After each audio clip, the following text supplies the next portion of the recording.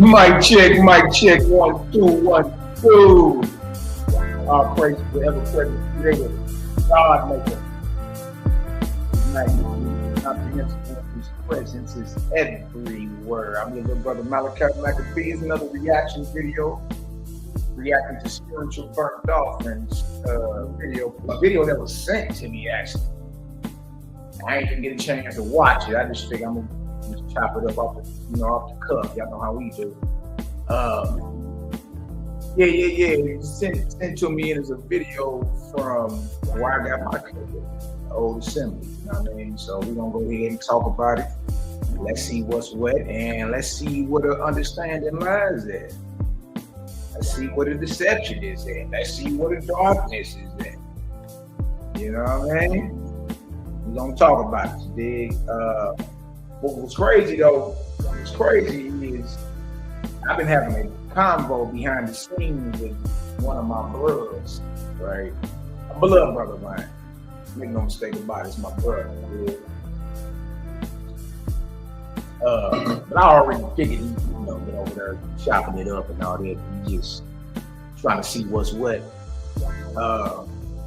He still ain't did no video yet, but I'm gonna go ahead and react to where he getting it from. And then, you know, we can take it from there and see what the business is. You feel me? But before we get started, y'all hit that like button, that share button, that subscribe, like, all that good stuff. Get the algorithms on fleek around this.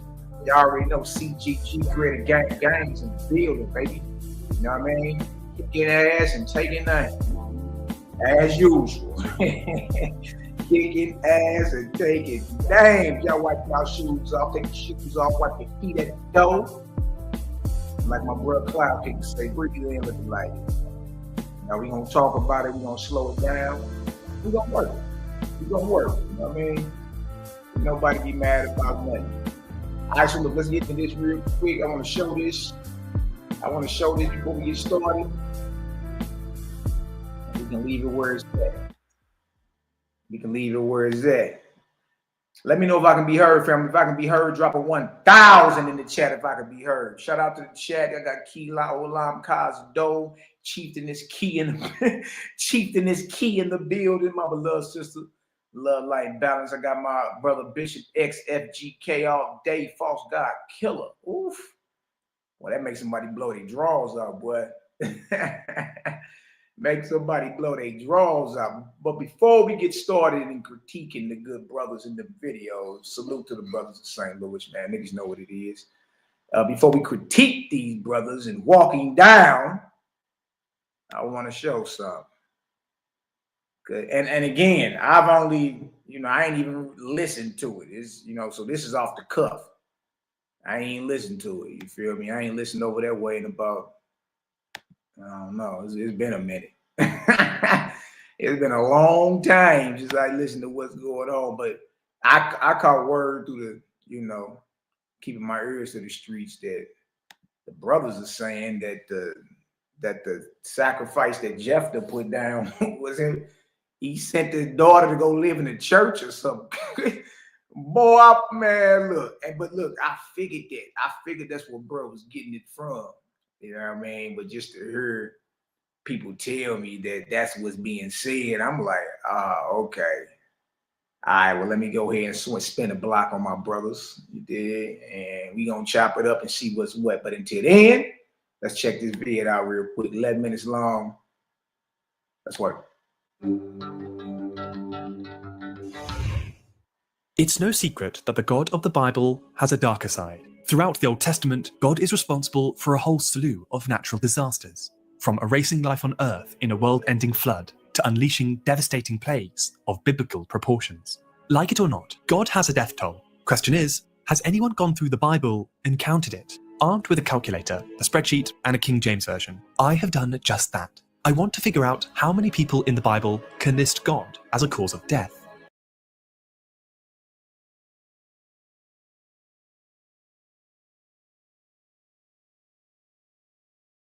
He say on with a calculator, a spreadsheet, and a King James Continental Bible. He's about to attempt. You know what I mean, to put a number on the kill count of biblical God. Okay, Nazarene is saying, all right, yeah, I'm gonna do that right now, matter of fact. But hey, cuz he say, man, look, let me figure out how many people biblical God done killed. Because I heard through the grapevine, one of the elder brothers is saying they want you to believe your God is a murderer. I said, boy, he said it like that. They like, bro, he said it with all the conviction. Okay. Well, let's go ahead and put something on it then. Just real quick, And then the truth is just the truth. It ain't. The worst thing you can find out is you're doing something wrong, and then you can correct where you off it. That's the worst that can happen. What's the worst that can happen? You find out you're going the wrong way. All right, well, now it's time to turn around. Let's go. Turns out there is a precise number, and it's in the millions. Oh, it's a horrifying statistic. He say there's a precise number. And y'all, it's in the millions. It's all over but the shout. especially compared with Satan, who has a measly 10. But what? Especially compared to Slick Willie himself. And Slick Willie, Calypto Louie, according to dude calculations, only got 10 bodies. Good night. What does this mean? What's the explanation behind this figure? All this and more as we unravel God's biblical kill count. Our search begins in the Old Testament, the section of the Bible that covers the history of Israel. Within these pages, you're never too far away from a biblical disaster, like when God engulfs an entire city in flames. This violent depiction of God has always fascinated me. It's so different to the peaceful God of the New Testament. I want to find an explanation for this behavior, one that's rooted in the history of this book. But to know what we're dealing with, we need some numbers. How many people does God actually kill in the Bible? So I opened up a copy and began counting. It felt like going through a celebrity's Twitter feed and finding some unsavory things from the past. But instead of old tweets, it was the Old Testament. Here are some examples of what I found. And fire came out from the Lord and consumed 250 men. Then the Lord sent poisonous serpents among the people, and they bit the people, so that many Israelites died. At midnight, the Lord struck down all the firstborn in the land of Egypt. I collected them into a single spreadsheet. This vast document records God's biblical death count. Each entry has a brief description and a corresponding biblical verse. I'm not the first to attempt this, by the way. I've relied at times on the work of Steve Wells, an author whose book and website contain a meticulously thorough list. In the Bible, deaths caused by God fall into two categories, one with exact numbers and one without numbers at all. I'll start my search in the parts where the Bible gives precise figures. Some of these biblical outbursts incur a very high death toll indeed, like when 50,070 men are pulverized for glimpsing inside the Ark of the Covenant. But that's nothing compared to the time when God sends an angel to wipe out 185,000 soldiers in one night.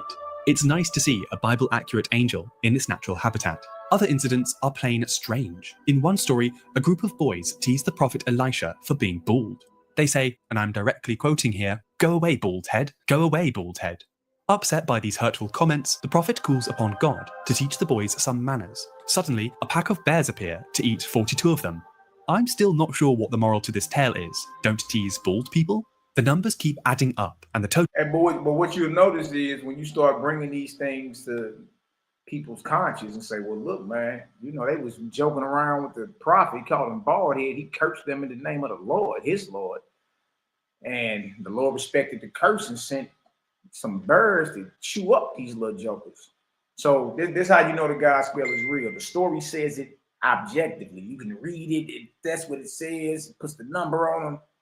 What somebody that's under the God spell will do, will say, no, that didn't happen. That was 42 prophets of Baal. You see, it's all over but the shout. The story don't say that. And it's the same with the Jephthah situation. Millie Mouth Negroes are in denial.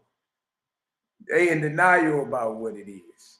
You feel me? Because deep down in the dark recesses of their mind, they like, no, my God couldn't have. He couldn't have did this. You dig? And he can't. One of the things the elder used to say that makes zero sense right now is he can't violate his own law. God can't violate his own law. Well, last I checked, genius. The last I checked, genius, was there's a commandment and a law not to kill. What is he doing right here? You see, that's what I'm saying. It takes you to slow down, and a lot of your breakdowns are 30 years past expiration. And a lot of y'all don't know because, you know, he's a funny guy. He's a funny guy. So he definitely is a master at moving the goalposts. He'll have you laughing. I give him that. That nigga's funny as a boy.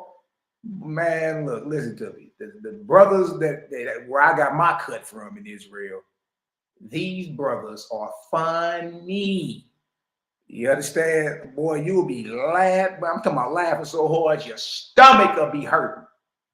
You dig? But as I grew in spirit, I understood, oh, okay, he's tap dancing. He's winging the crowd. He's winging his answers. You understand? And then when I got to know him a little better, I peeped what he ride around to. Yeah. You a joke teller. You a comedian. That's all you listen to when you ride around in your car. Oh, you know, ain't nothing wrong with being no comedian. But what I'm saying is there are different tactics that men use, you understand, to keep your focus off what the topic is. You understand? And again, I know these men. The main one I'm talking about is a master tap dancer. And that's why he'll never debate me, because he know I know him and I know how to deal with him. I'm going to put him in the corner. You ain't, and hit you with all body blows. You ain't getting out this corner until you take a knee, boy. You know what I mean? So, I mean, I be hearing the little subliminals. People bring me subliminals all the time. You dig? But I know you. You can't get that off with me. You can get that off with your minions. You can get that off. Look, wait till we start watching this video. I'm pretty sure. Look, I know your tactics. You feel me? I know them well. Know them very well. You feel me? You can't get that off over here. You can't put on your Gregory Hines tap dancers and think you about to tap dance about this ass whooping. Nah. Body blow, headshot, body blow, finish him. That's what it is. That's what it's been. You feel me? And on the real, since I got my cut over there with y'all should have been walk me down. Boy, what is you talking about? What is all this gum bumping? And I just seen you, nigga, what, 6 months ago? I just seen you and your wife. It wasn't none of that. No, you was skinning teeth, wasn't you? Yeah, you was skinning teeth. It's all good. I'm just saying, like, the internet, you got the internet thinking it's the opposite of what it really is. All right? I'm hearing you saying that they want you to believe your God of the Bible is a murderer.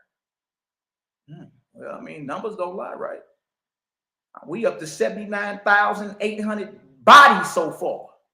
And we ain't even 3 minutes into the video. Let's go. The total gets larger and larger. If you add up all deaths that the Bible attributes to God, you arrive at 2,559,449. Good night, boy. Good night. I ain't write it. What is you talking about? What is you talking about? God, he can't violate his own law. What is this? The law is thou shalt not kill. Thou shalt not shed blood. Kill, murder, however you want to play around with the word, it's the same thing, bro. Or you want to go over with that? Well, that's innocent blood. Well, last I checked, all the animals that were slain are innocent. They ain't did a damn thing to you or God, but exist. Last I checked, babies sucking at the teats or the paps of their mama. You understand? Or innocent. They ain't did a damn thing to you. But God still called for the death of them. You see, you got to watch all the tap dancing, and it sound good until you slow somebody down. When you slow them niggas down, all this shit go off the table. You know what I mean? It go way off the table. Watch this. Let's keep looking. A murderer. Boy, you add all the deaths up, it's 2.5 million. And counting. Watch this. 2.5 million. Compare that with the 10 deaths attributed to Satan. An overwhelming majority. And that's in the book of Job. The 10 deaths attributed to Satan is the story of Job. But Satan still had to go get permission from the Lord to do it. Comes from the Old Testament. There are only 4 God-related deaths from the New Testament. It's a big statistic for sure, but we're not even close to the real figure. So far, we've only... He just said 2.5 million ain't even close to the exact number. The real figure.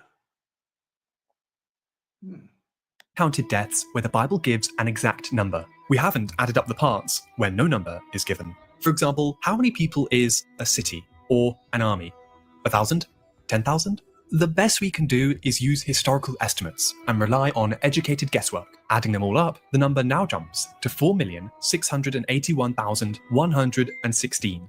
Ouch. But there's one more event we haven't yet factored in, the Great Flood in the book of Genesis, the cataclysmic event where God decides to drown everything underwater, sparing Noah and his ark full of animals. Using the internal dating of the Bible, the year of the flood would have been 2348 BC. All we need to do now is figure out what Earth's human population would have been. Historical estimates range from 14 million to 27 million. I'm going to settle somewhere in the middle and say 20 million.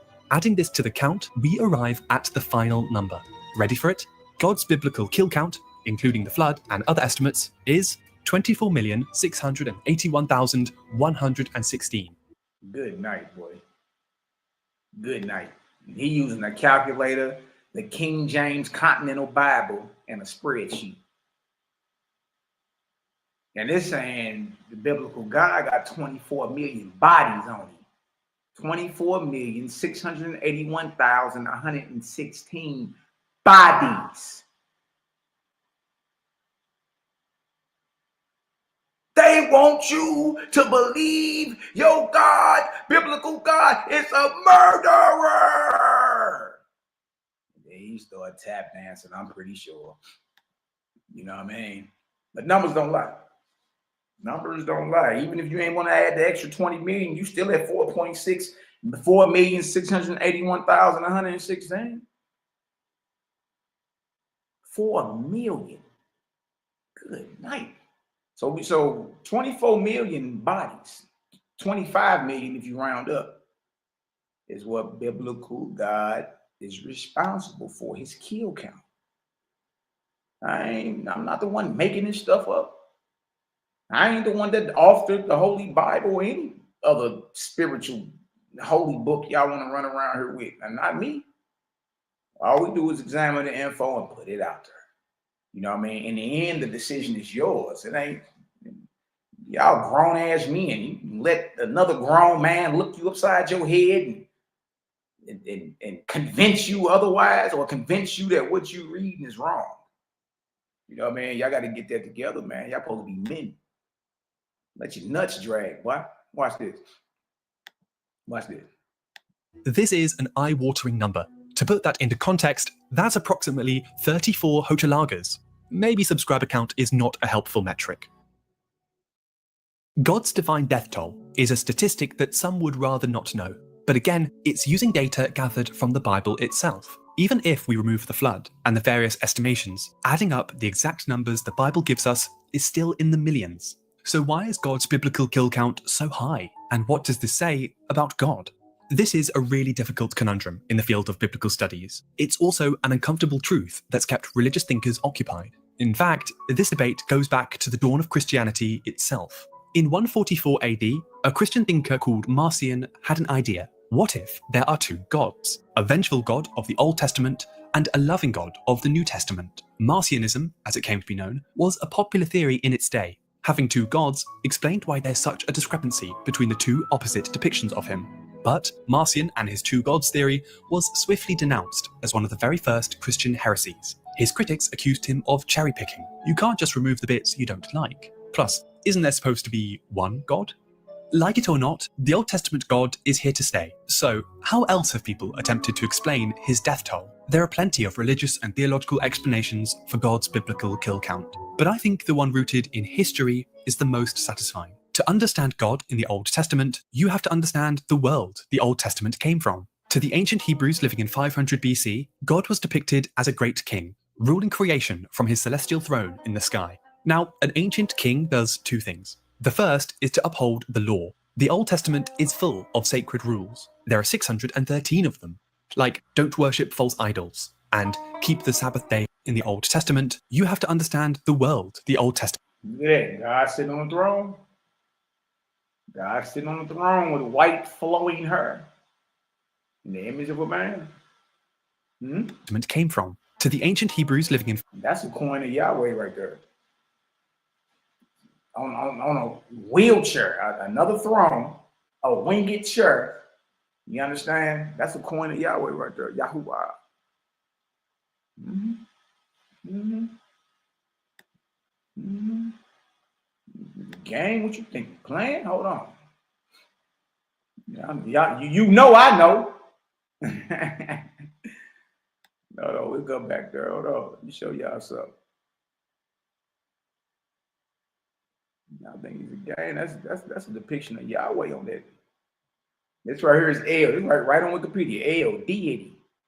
Right. In the image of a man, father of gods, sitting on a throne. Look at it. Gilded statuette of El from Ugarit. So we off in Canaan in the Levant. Other names of El, Adonlim. What does El live at? Mount Lael. Symbol is a bull.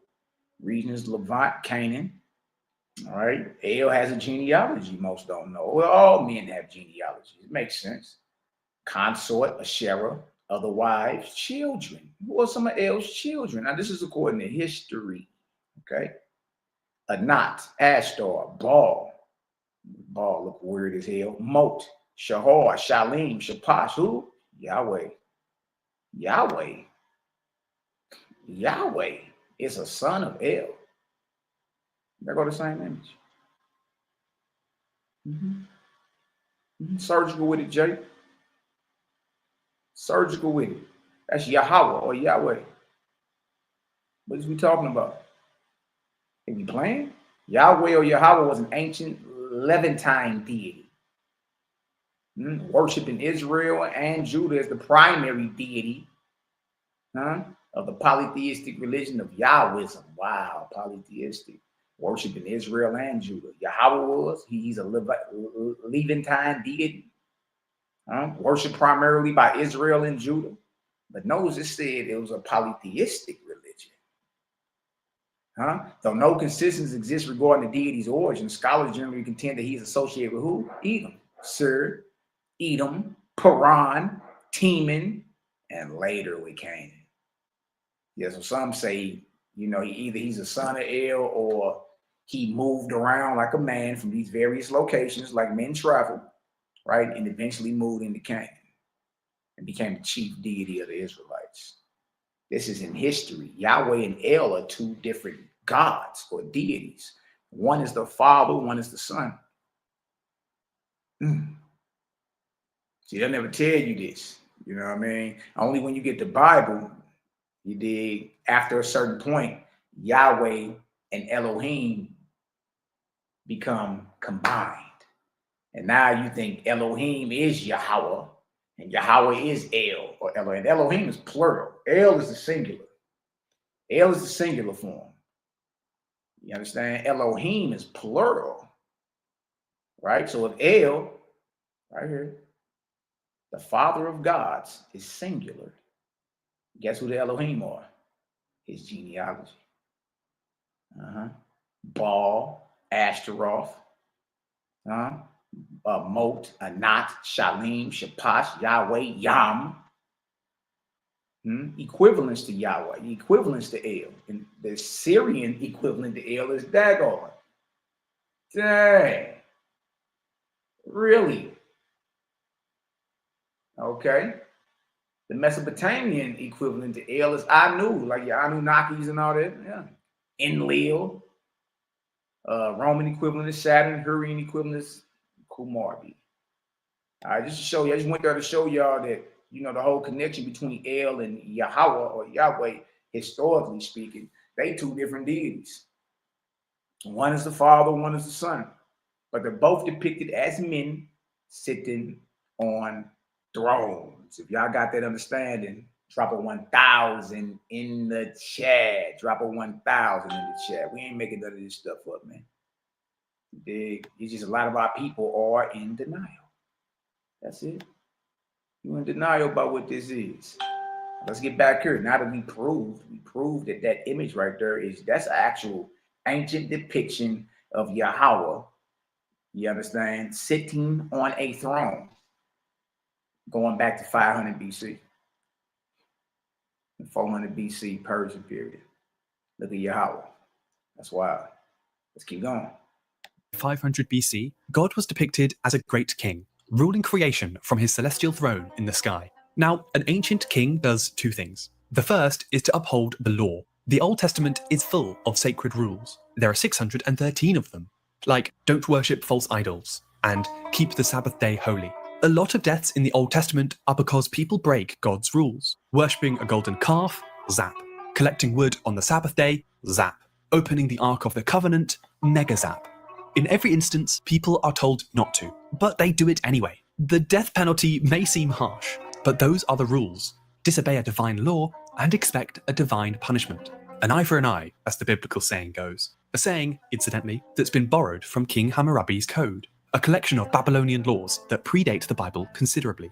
Like any good Mesopotamian king, the God of the Old Testament was a divine rule maker.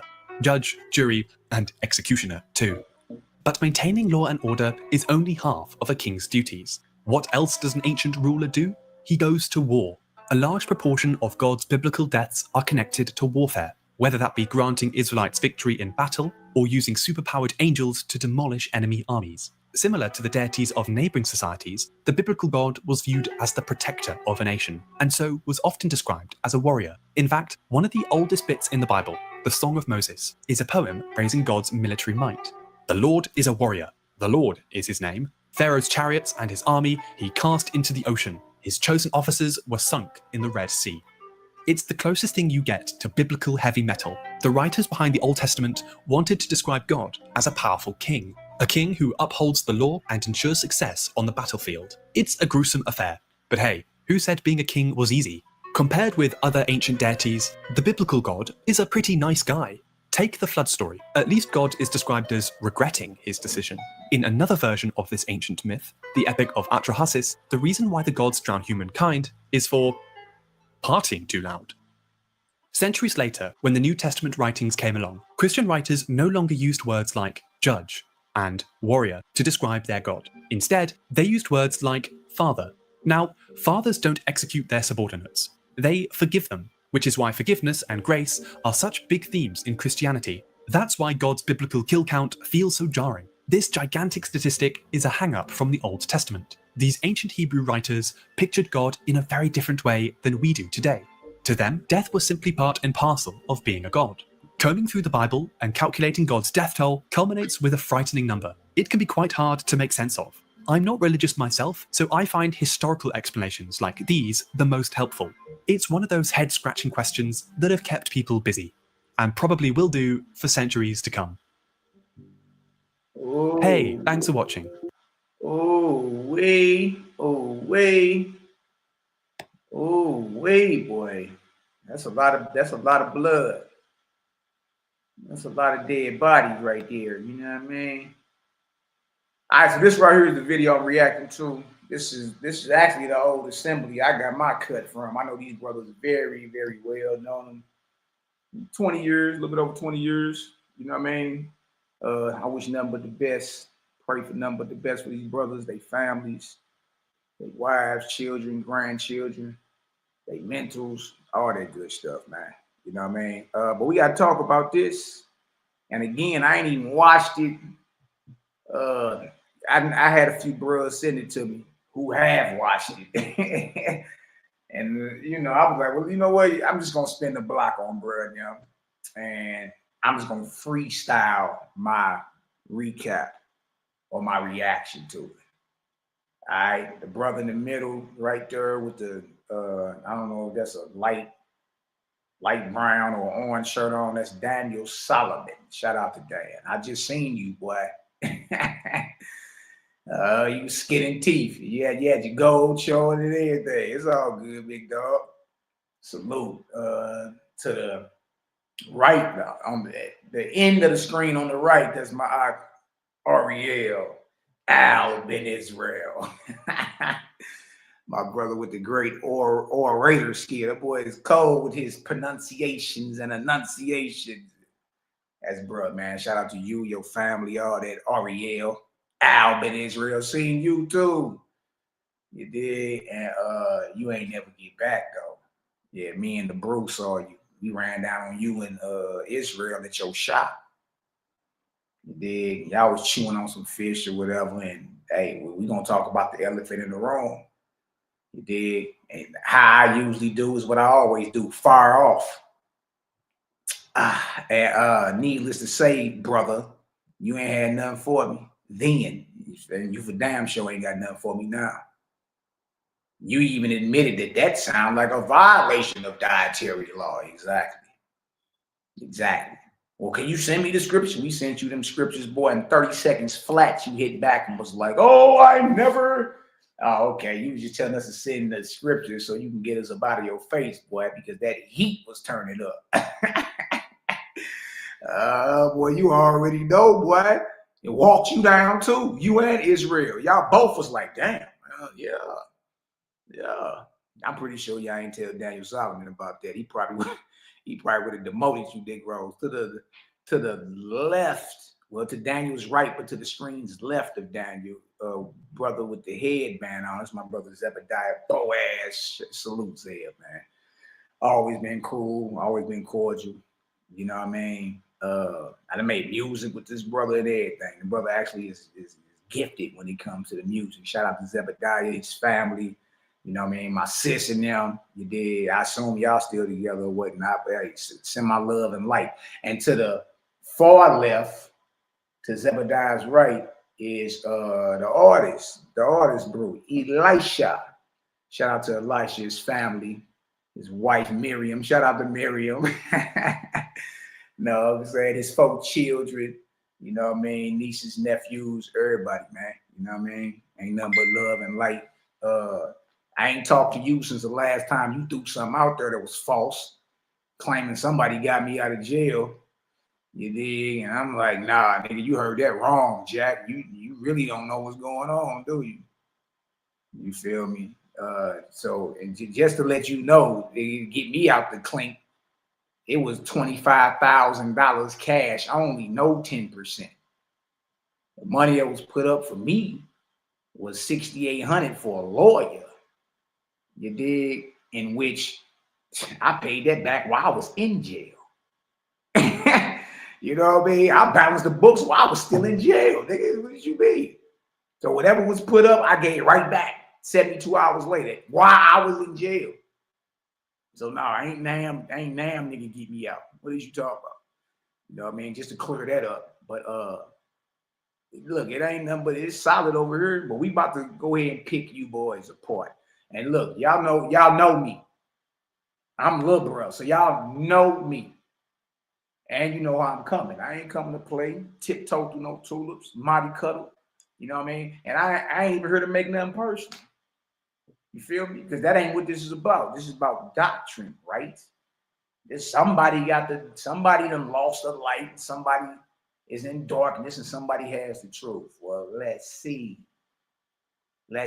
So shout out to the old assembly. I still got plenty of loved ones down there, plenty of brothers and sisters, plenty of nieces and nephews. Salute. It ain't nothing but love and light over here. I bid you all peace, shalom, all that good stuff in the name of the ever-present creator, the God maker, whose presence is everywhere and whose magnitude is incomprehensible. You got a higher authority than that? Not I think, not I know not. But let's cook. Let's listen to this. We just gonna pause them down and walk him down. Y'all know how I do. Let's work. If any of y'all ever had that situation, y'all know that's not pleasant. But he is chilling now at home, so chill on, big country. And also, y'all just want to say shouts out to the worldwide audience that continue to support the ministry, y'all. Without y'all, we wouldn't be able to bring forth these lessons as a body, y'all. So we one body, every piece fit together. And y'all, so with this lesson again, just want y'all to understand when we're saying understanding spiritual burnt sacrifices. And what we're talking about is anytime there's sacrifices, it's either you're thanking the Most High or you're covering a sin. Mm-hmm. Now, this... Hey, you know, the ironic or the oxymoronic phrasing of your title, though. You know what I mean? The oxymoronic phrasing of your title. Shout out, right on, Mahar. I'm gonna show jump there. But the oxymoronic phrasing of your title, spiritual burnt sacrifices. Let me help all y'all out with something. Every sacrifice is spiritual. I'm gonna say it again, just in case you ain't get it. Every sacrifice is spiritual. Why do you say that, Malachi? I say that because who does it go to? It goes to a deity. It goes to a God, a spirit. So again, you watch the sorcery, because dude for to play around. Look, I know these men. You did, especially Daniel Solomon. All right, listen to me. He is the master of word salads. He is the master of tap dancing. You dig? The fact that you even put spiritual on the sacrifices shows that you don't even know what the hell you talking about. All right? You can't point to one sacrifice in the Bible that wasn't spiritual. Not one. And every last one of them was what? Every last one of them. Especially when you're dealing with Leviticus and Exodus, and even when you're dealing with the ultimate sacrifice of who we call Yahushua or Yahshua or Jesus. Huh? I would assume you believe that's a spiritual offering. Yeah, but something physical died. Blood was spilled.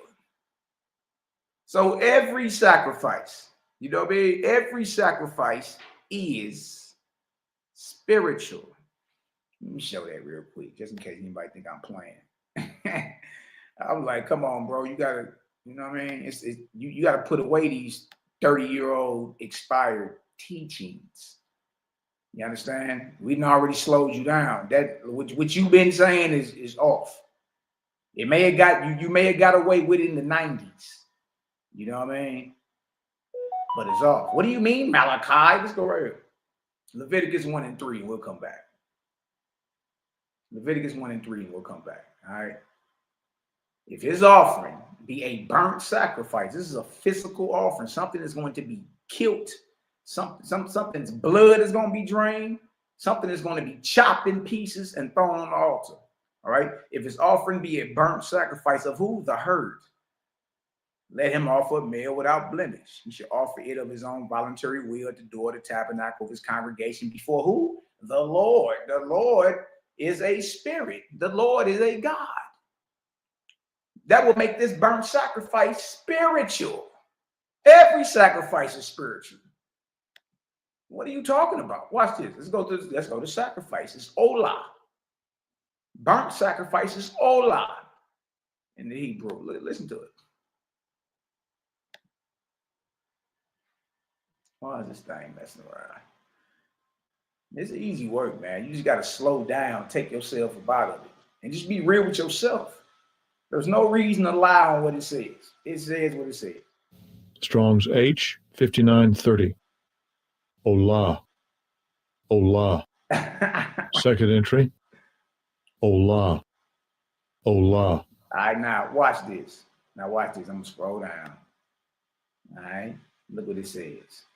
It says burnt offering 264 times, burnt sacrifice 21 times, a cent, one time, go up once, right?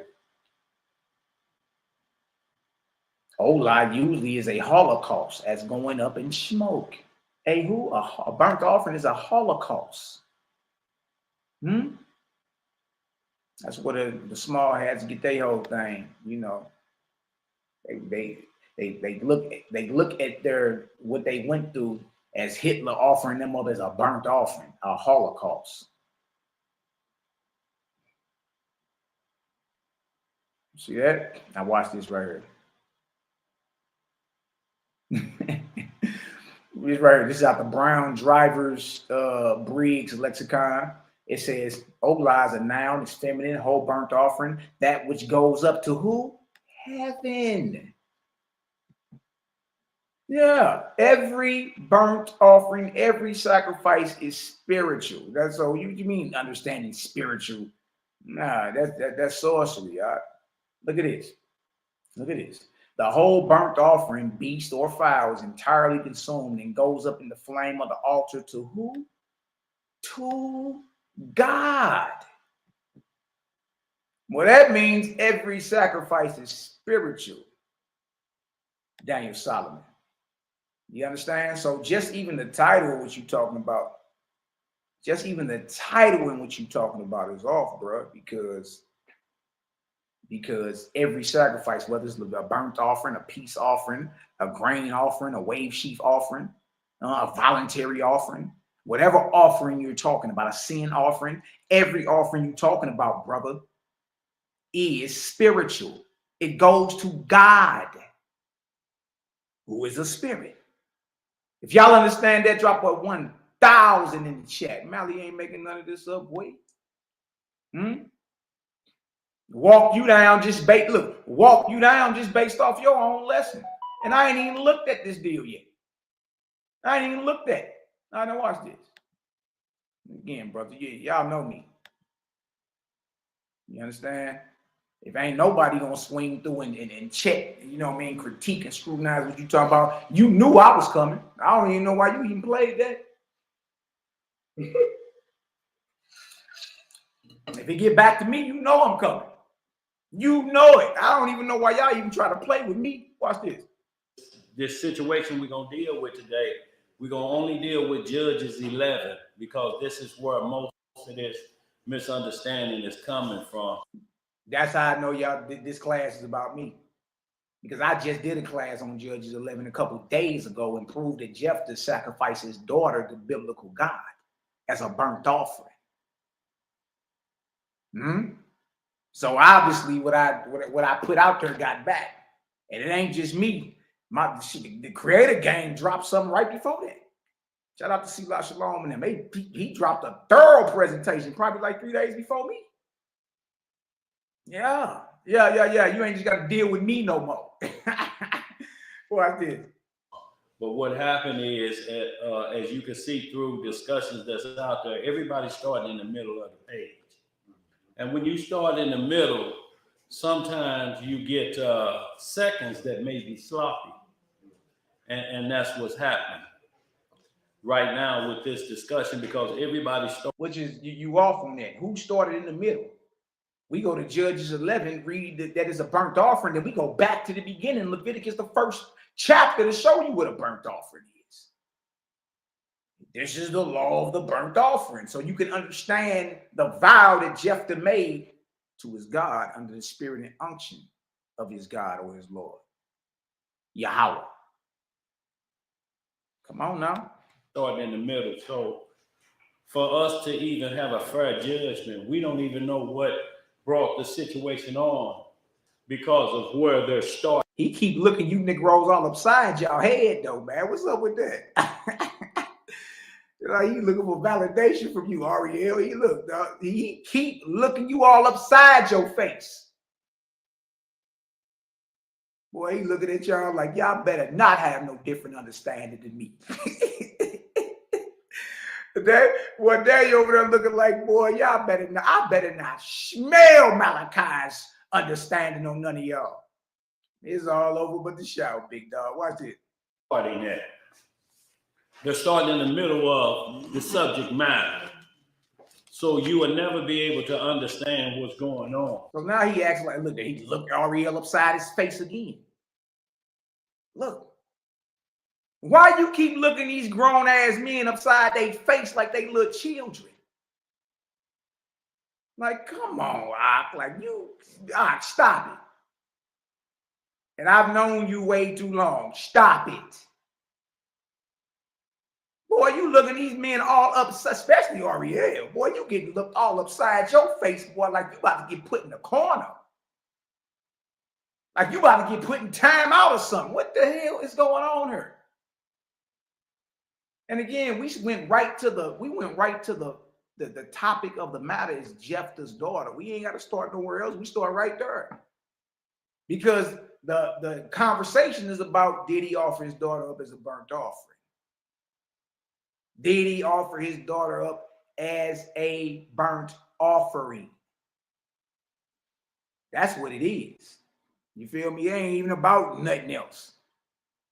The longer you delay in getting there, the longer you tiptoeing through the tulips. What is you doing?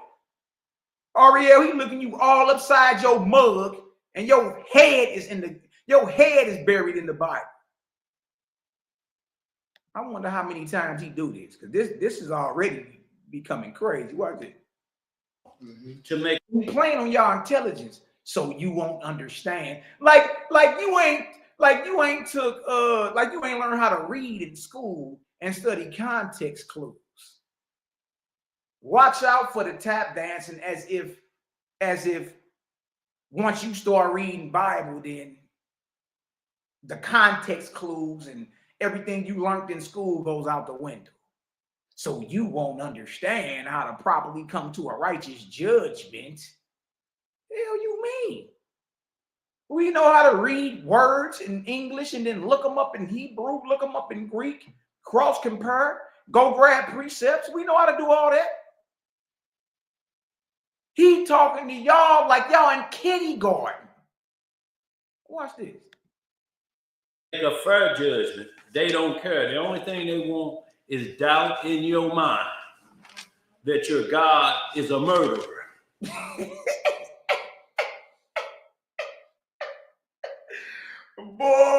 Boy, Daniel, boy, I know that look, boy, the God spell is real. We just put numbers on the kill count of biblical God. Huh? Did we not? We just put a kill count, and it's over 24 million.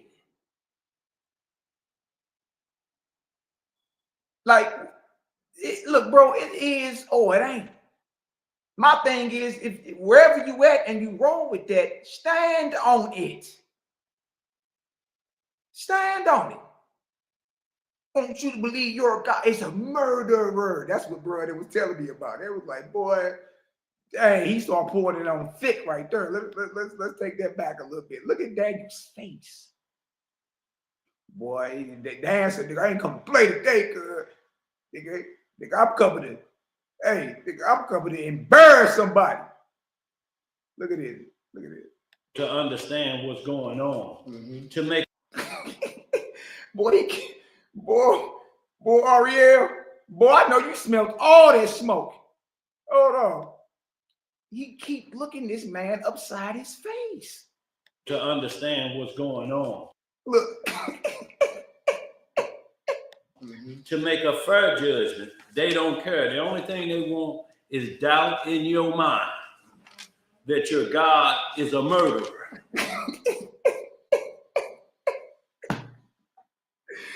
Hold on, man. Hey, it wouldn't be so funny if I ain't know. I know, bro, man. I know him very well. You know what I mean? I know him very, very well. So it wouldn't be as funny. It's almost like an inside joke. You got to kind of know Dan. You know what I mean? But damn, bro, you out of your league on this one, bro. You out of your league on this one. You know what I mean? A lot of those breakdowns, brother, are 30 years past expiration. And you ain't got it, bro. You ain't got it. You've been like Saul of Tarsus said, you've been comparing yourself amongst yourself. Y'all ain't outside though. Y'all not outside doing. You know what I mean? Like for everybody that you got scrutiny for, I find it quite ironic. You won't debate nobody about nothing. Man, what is you talking noise for? Niggas step in the dojo. The only way to prove if your fighting style is better than mine, we gotta get it on in the dojo. But you don't want to do that. Ratzak, right? Kill. Look at this. Let me show y'all. Think it's a game? Won't you believe your God is a murderer? Well, Exodus 20, where it says, thou shalt not kill. The word for kill is ratzak. Watch this. Strong's H, 7523. Ratzach. Ratzach. What does ratzak mean? Malachi? Outline of biblical usage. To murder, slay, or kill. to murder, slay, whether it's premeditated, accidental, as avenger, slayer, to be slain, to murder, assassinate, murderer, assassin, to be killed. Well, biblical God has 24 million bodies on him. What you mean? We just put the numbers on it. The lowest number is 2.5 million. Hold on. I thought, what you mean? Want you to believe that yo is a murderer? Hold on. I thought the Bible said this. Surgical with it, Jake. Walk you down. Hold on. What you mean? You don't know that your God is a killer, boy? No, you ain't get the memo. You ain't get the memo. See, one of my favorite scriptures to go to when we was out there street teaching. What you mean? Want you to believe your God is a murderer. Ain't that what he said? Deuteronomy 32 and 39. This is the God talking. What do he say? Hold on. Deuteronomy 32 and 39. See now that I, even I am he, and there is no God with me. I kill. Hold on. God telling you he a killer. What the hell are you talking about? What are you talking about? Strong's H 4191. Muth. Look what it means. To die, kill, have one executed. What is we talking about? You ain't get the memo, Daniel Sullivan? What do you mean? What do you mean? Have one executed. To die is penalty. Be put to death. To die, perish as a nation. To die prematurely by neglect of wise moral conduct. To kill, put to death, dispatch, to kill, put to death, to be killed. Hold on, what God say? Hold on. What Yahweh say? He say what? He say, see now that I, even I am he, and there is no God, no Elohim, H430 with me. I kill, and I make alive. I wound, and I heal. Neither is there any that can deliver out of my hand. For I lift up my hand to heaven. Hold on. What do you mean lift up your hand to heaven? You ain't already there? You ain't already there?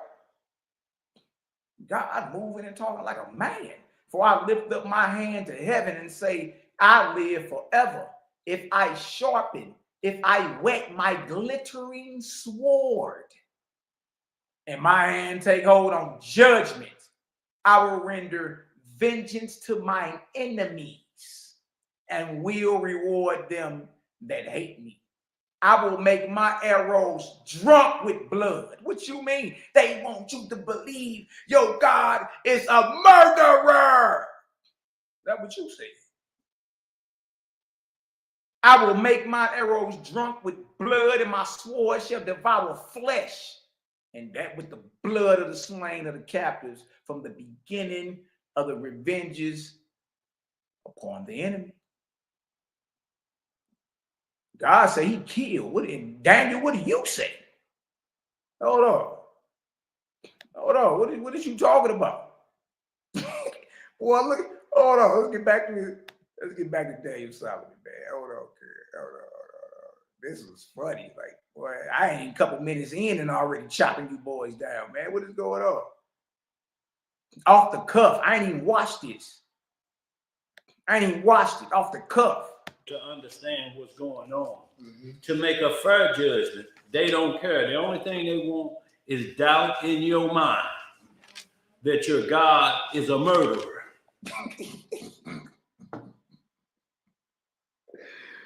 Man, oh my God, Dad. Come on, girl. That's what they're trying to put in your mind, which is reprobate talk. Look, which is reprobate talk, but we just went to the scriptures and showed it. You see? See, somebody really ain't about what they talking about. He's gonna make it, he's gonna paint a picture in your mind to have you doubt what you read in plain English right there on the pages. You see? And that's the problem. Ain't nobody slowed you boys down and walks you down, bro. You know, but see what I'm saying? You know me. If it get back to me, I'm coming. Rip. Men of perverse lips or hollowiness. Oh my God, dude. Come on, man. Come on, bro. Men of perverse lips, reprobate talk. You know. So y'all, we're gonna get right to it because we got a few scripts to cover. But after, hopefully, the Most High willing, we'll have good understanding of what spiritual burnt sacrifices is. So y'all know how we get down. Everything goes through our one and only high priest, Yeshua HaMashiach. Shout out to the real Yeshua, man. The great son of the creator, did marvelous work and was murdered by urine-drinking, black-hearted bastards. Shout out to the real Yeshua, Joshua, Yahushua, however y'all saying. You understand? Salute. Locally known as Jesus the Christ. He brings forth the law to every male, female, rich, poor, free, bond, Jew, and Gentile. And y'all, what we're talking about sacrifices, let's understand, whenever there's a sacrifice, there has to be a priest to make that offering to the Most High that is acceptable. That's what we must understand first. What are the rules concerning sacrifice? Okay. Like, how does this debunk Judges 11? How? Well, you know, even under the order of Aaron, you can't forsake the Levite within your gate. So no matter where Israel was staying, there were Levitical priests within their dwellings, within their cities, within their gates. So if a sacrifice got to go down, guess who they got to bring the sacrifice to? The priest. Come on, bro. You like, look, catch up. Catch up with this, man. But before we get to the rules of sacrifice, there's something that must be performed before the sacrifice even takes place, and it's called obedience. Hey, Dan, it's obedience is better than sacrifice. Better off you obey so you ain't got to sacrifice nothing. Especially if it's a sin offering or a burnt offering. Better to obey, be obedient to the word of who you call God than to sacrifice. And there you go again, looking in the camera like you just made a point, man. Like, what is you talking, man? Look, let me surgical with it, Jake. 1 Samuel 15:22. I heard you talking like somebody done lost it. I'm right off the cuff critiquing your little video. Right off the cuff. Show y'all something. Somebody better tell these young boys that I doze this. I doze this, boy. And Samuel said, 1 Samuel 15:22, and Samuel said, have Yahweh as great delight in burnt offerings and sacrifices as in obeying the voice of Yahweh. Behold, to obey is better. To obey is better than sacrifice. To obey is better than sacrifice. And to hearken than the fat of rams. Come on, Elder, you gotta, like, come on, bro, catch up. Catch up, because it ain't looking good thus far. You know what I mean? It ain't looking good thus far for thou. Let's get back to you. Let's get back to you, bro.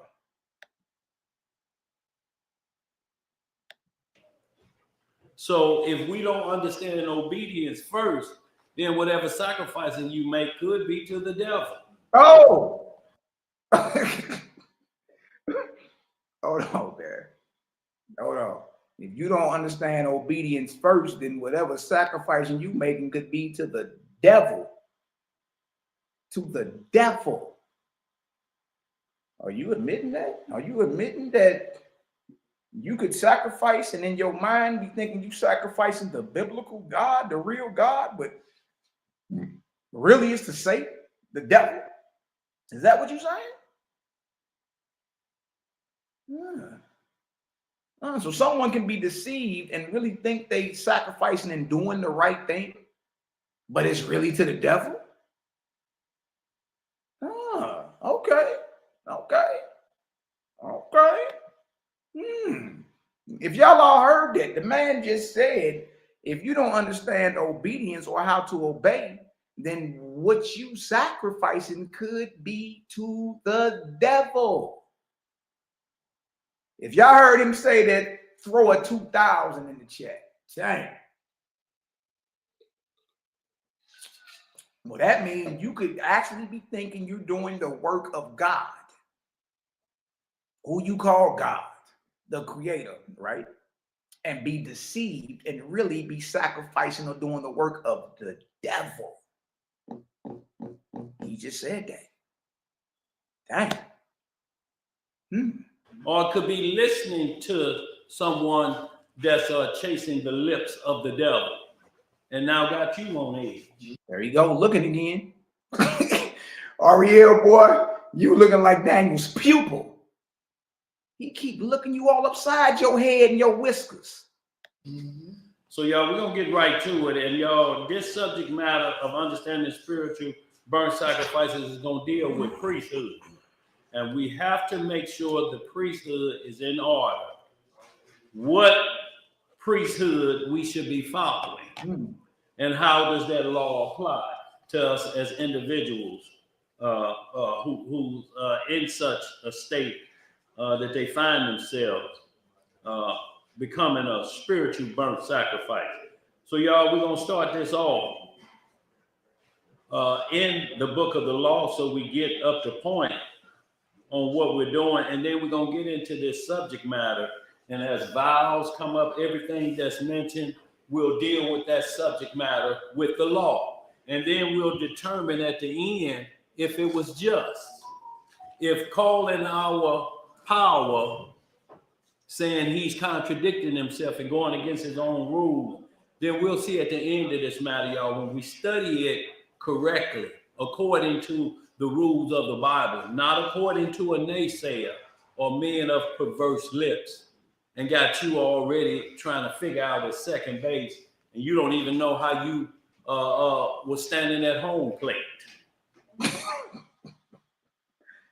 Oh, hey, what? Hold on, bro.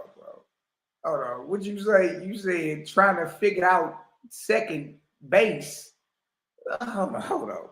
Like what? Look, man. Like, I don't like. What is you saying? What are you saying, bro?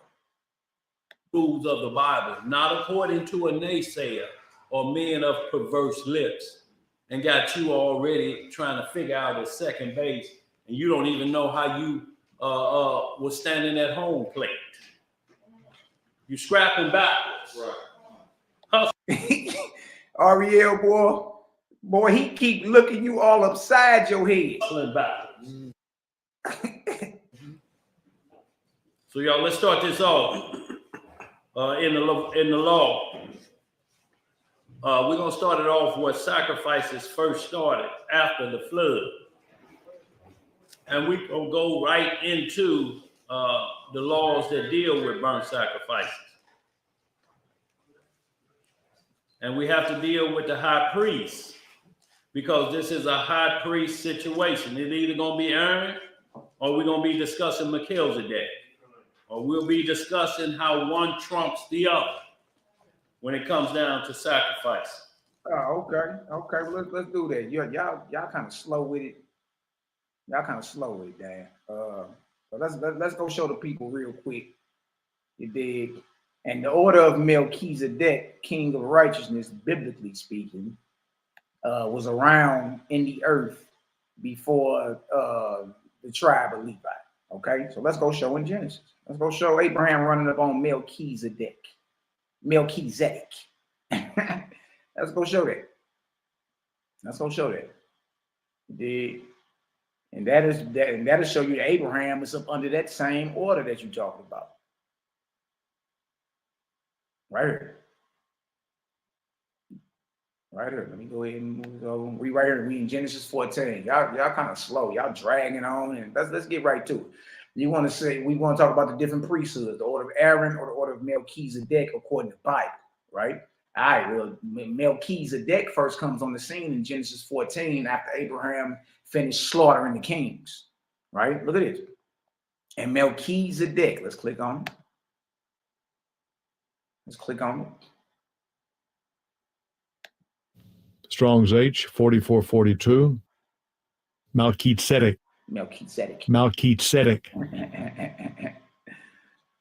it is right here. My king is Zedek, or righteous, king of Salem and the priest of the Most High God. Right now, don't forget he was in Canaan when this happened.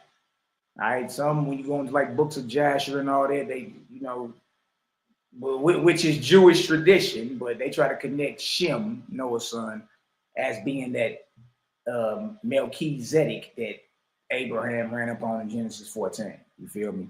Others say, notice he was a high priest of the Most High God, but he was already in Canaan. So this is a Canaanite high priest, and it just so happened that El is a Canaanite god, historically speaking. You know what I mean? I showed that earlier. All right, but nonetheless, regardless of the fact, this priesthood, Melchizedek, or what he's saying, Melchizedek, was in the earth before there was a tribe of Levi to officiate at any altar. Okay, he was a king and a priest of El Elyon, the Most High God. This says king of Salem and priest of the Most High God, to whom Abram paid tithe after the battle he fought to free Lot. The order of Melchizedek, the order of the priesthood to which Christ belongs. So we see Abraham is under this same priesthood. It's the priesthood that's around before there is a Moses, before there is an Aaron, before there's a tabernacle, before there's a temple, before there's any of that. All right, there's a priesthood. You know what I mean? And here's the priest, Genesis 14:18. And Melchizedek, king of Salem, brought forth bread and wine, and he was the priest of the Most High God. Most High God, God is El. I think it's a game. Look at this. Dang. And remember, they in Canaan. Who's God? Strong's H 410. Ale. Good night. Not Ale. Father of the gods. El. Sitting on the throne. This is who Melchizedek was a priest to. El.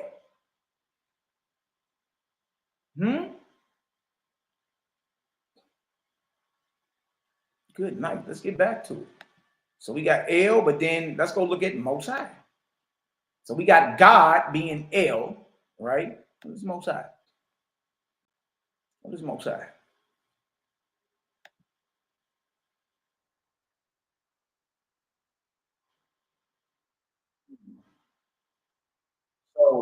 So the way, look at that name of God, of rulers, either monarchs or angels, angel princes. Wow.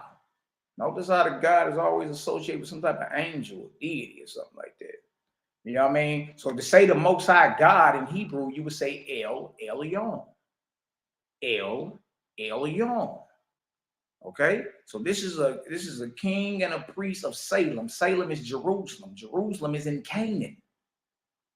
Okay, so he's the king of Jerusalem and he's the priest of El in Canaan. So after Abraham finished, he bring forth bread and wine, and he was the priest of the Most High God. And look what this priest says to Abraham. And he blessed him and said, "Blessed be Abram of the Most High God, El Elyon, possessor of heaven and earth. And blessed be El Elyon, Most High God, which have delivered your enemies into your hand." And he gave him tithes of all. Abraham is up under this same priesthood that Daniel was talking about. Genesis 14, 18 through 20. And he blessed them and said, blessed be Abram of the Most High God, possessor of heaven and earth, and blessed be the Most High God, El Elyon, which have delivered your enemies into your hands. Y'all see that? Right? So Abraham is up under this same priesthood that Daniel keeps talking about. Now remember that. Now watch this. Show y'all something even deeper than that. Abraham knew how to build altars.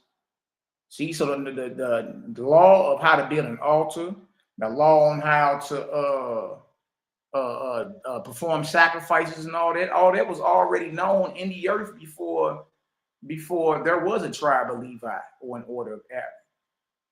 Okay, and this is leading right back into what I was saying. All sacrifices are spiritual. There are no, because they all go to a deity. They're all spiritual. What are you talking about? Look at this.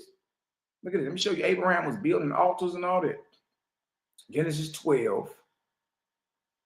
He came up out of there. Genesis 13. Genesis 12 was Genesis 13. Yeah, right here. Genesis 12 and 8.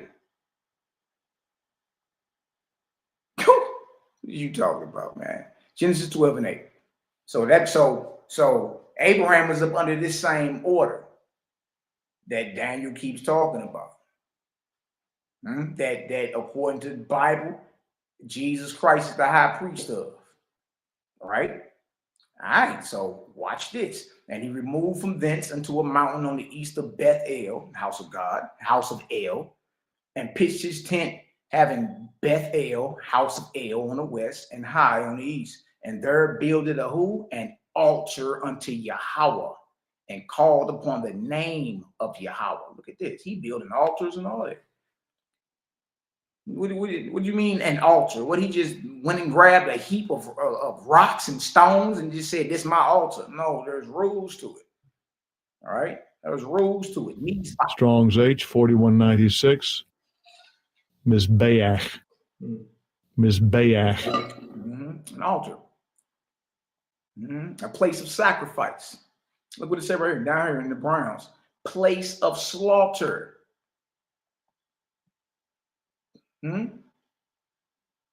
Place of slaughter.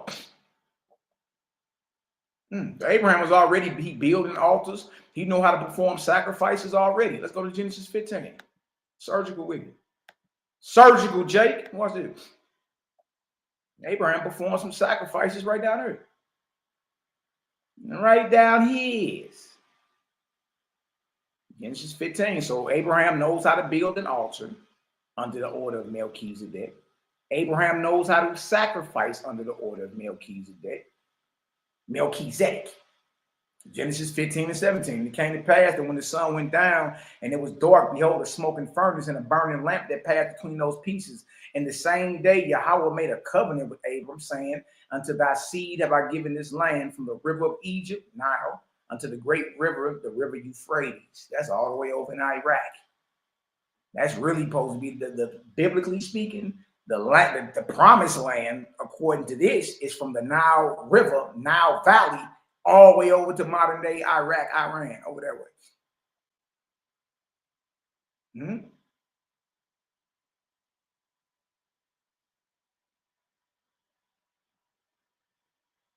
Hold on. I'm gonna show y'all when he chopped them birds up. Here you go. Here. Look at this. Genesis 15 and 8. And he said, Lord God, Lord God, whereby shall I know that I shall inherit it? And he said unto him, take me an heifer of 3 years old. See? So he giving them instructions on how to properly sacrifice. Take me a heifer 3 years old, and a she-goat of 3 years old, and a ram of 3 years old, and a turtle dove, and a pigeon. And he took unto him all these and divided them in the midst, and laid each piece one against another, but the birds divided he not.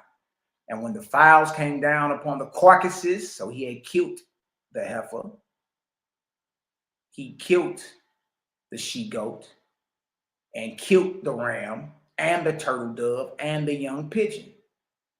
He sacrificed them to the Lord. So Abraham, before there's a Moses, before there's any type of tribe of Levi or order of Aaron, he already know how to build altars. He already know how to sacrifice.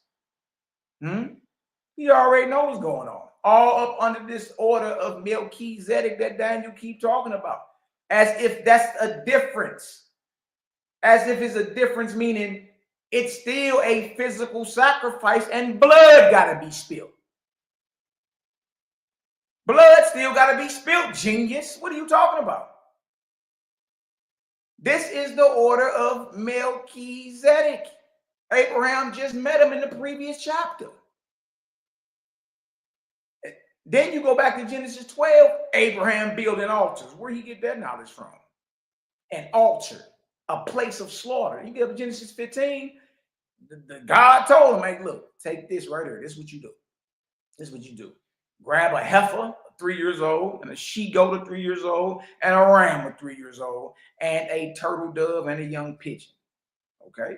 So he sacrificed all these. How do we know? Verse 11. And when the files came down upon the carcasses, what are carcasses? The carcasses of all those that he just named, the heifer, the she-goat, the ram. See that? Abraham drove them away. And when the sun was going down, a deep sleep fell upon Abram, and lo, a horror of great darkness fell upon him. And this is when the prophecy come about the 400 years. I was going there to show you Abraham knew how to build altars under for one, he met Melchizedek himself and was blessed by him. Chapter 12, he already knew how to build altars. Chapter 15, he got instructions from the deity on what to sacrifice. You know what I mean? To offer up to for an inheritance, right? Now let's so when we get over here to Genesis 22, under the order of Melchizedek or Melchizedek, like the brother says, what is this? The offering of Isaac. In which Abraham was willing to do. In which Abraham was willing to do, brother. Like, let's not play the game. You know what I mean? Let's not play the game. Let's just, you know what I mean, deal with what it's saying right there. So the offering of Isaac, right? Genesis 22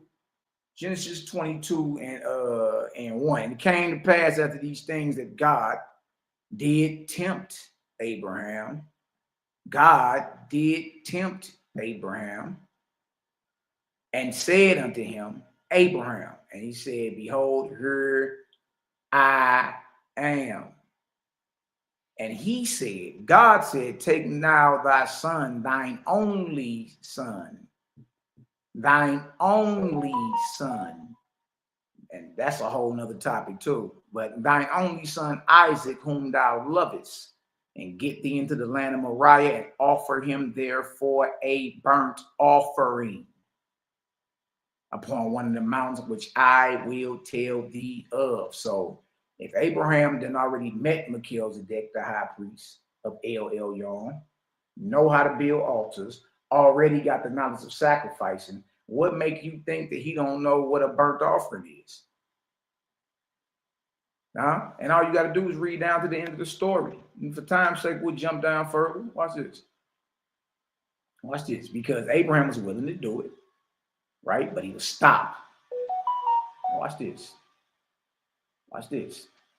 Now, Abraham, verse 10, and Abraham stretched forth his hand and took the knife to slay his son, right? But if you don't know what a burnt offering is, you would think he probably just was going to poke him in the side and he bleed out.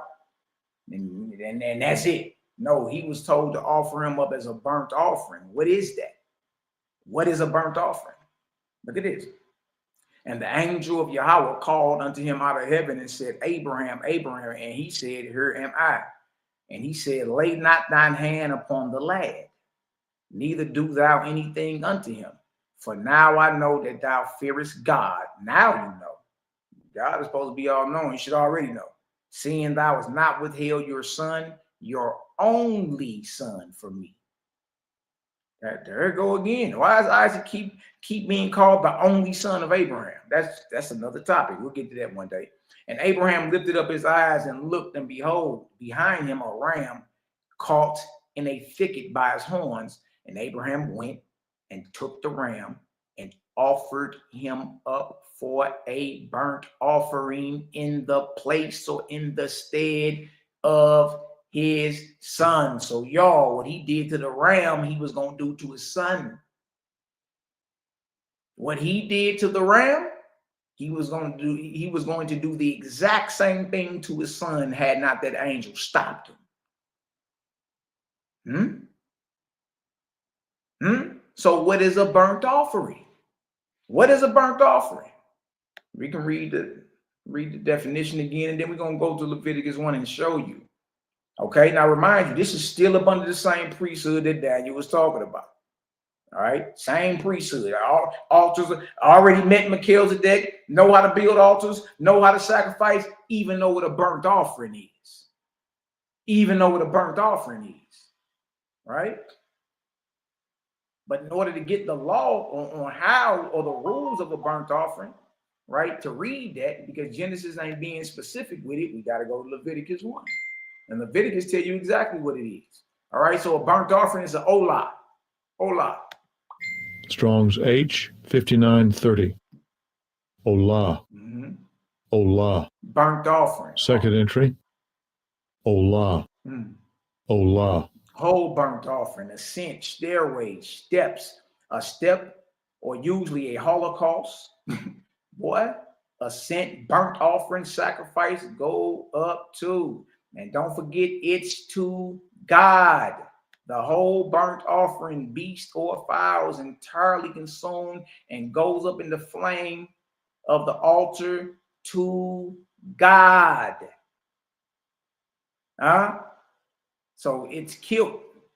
And reason is spiritual because it's offered to a spirit, God. Right? And it's supposed to be symbolic. This physical offering is supposed to be symbolic or spiritual for the ascent of the soul in worship. All of the victim, it would have been Isaac. All of Isaac would have been laid on the altar, except Isaac's hide and such parts as could not be washed and cleaned. Wow. So what Abraham did to the ram caught in the thickets, he would have did to his son Isaac. If y'all understand that, if y'all see Malaki Macabee is not making any of this up, y'all drop a 3,000 in the chat for the arc cycle of Cosmon, man. We just here to work. That's it. Shout out to the haters, jaw jackers and naysayers. Yeah. We love y'all too. Gang in this thing, baby. Gang in this thing. You know what I mean? Drop a 3,000 in the chat for the arc cycle of Cosmon, man. See what he did to the ram, he was going to do that exactly to Isaac.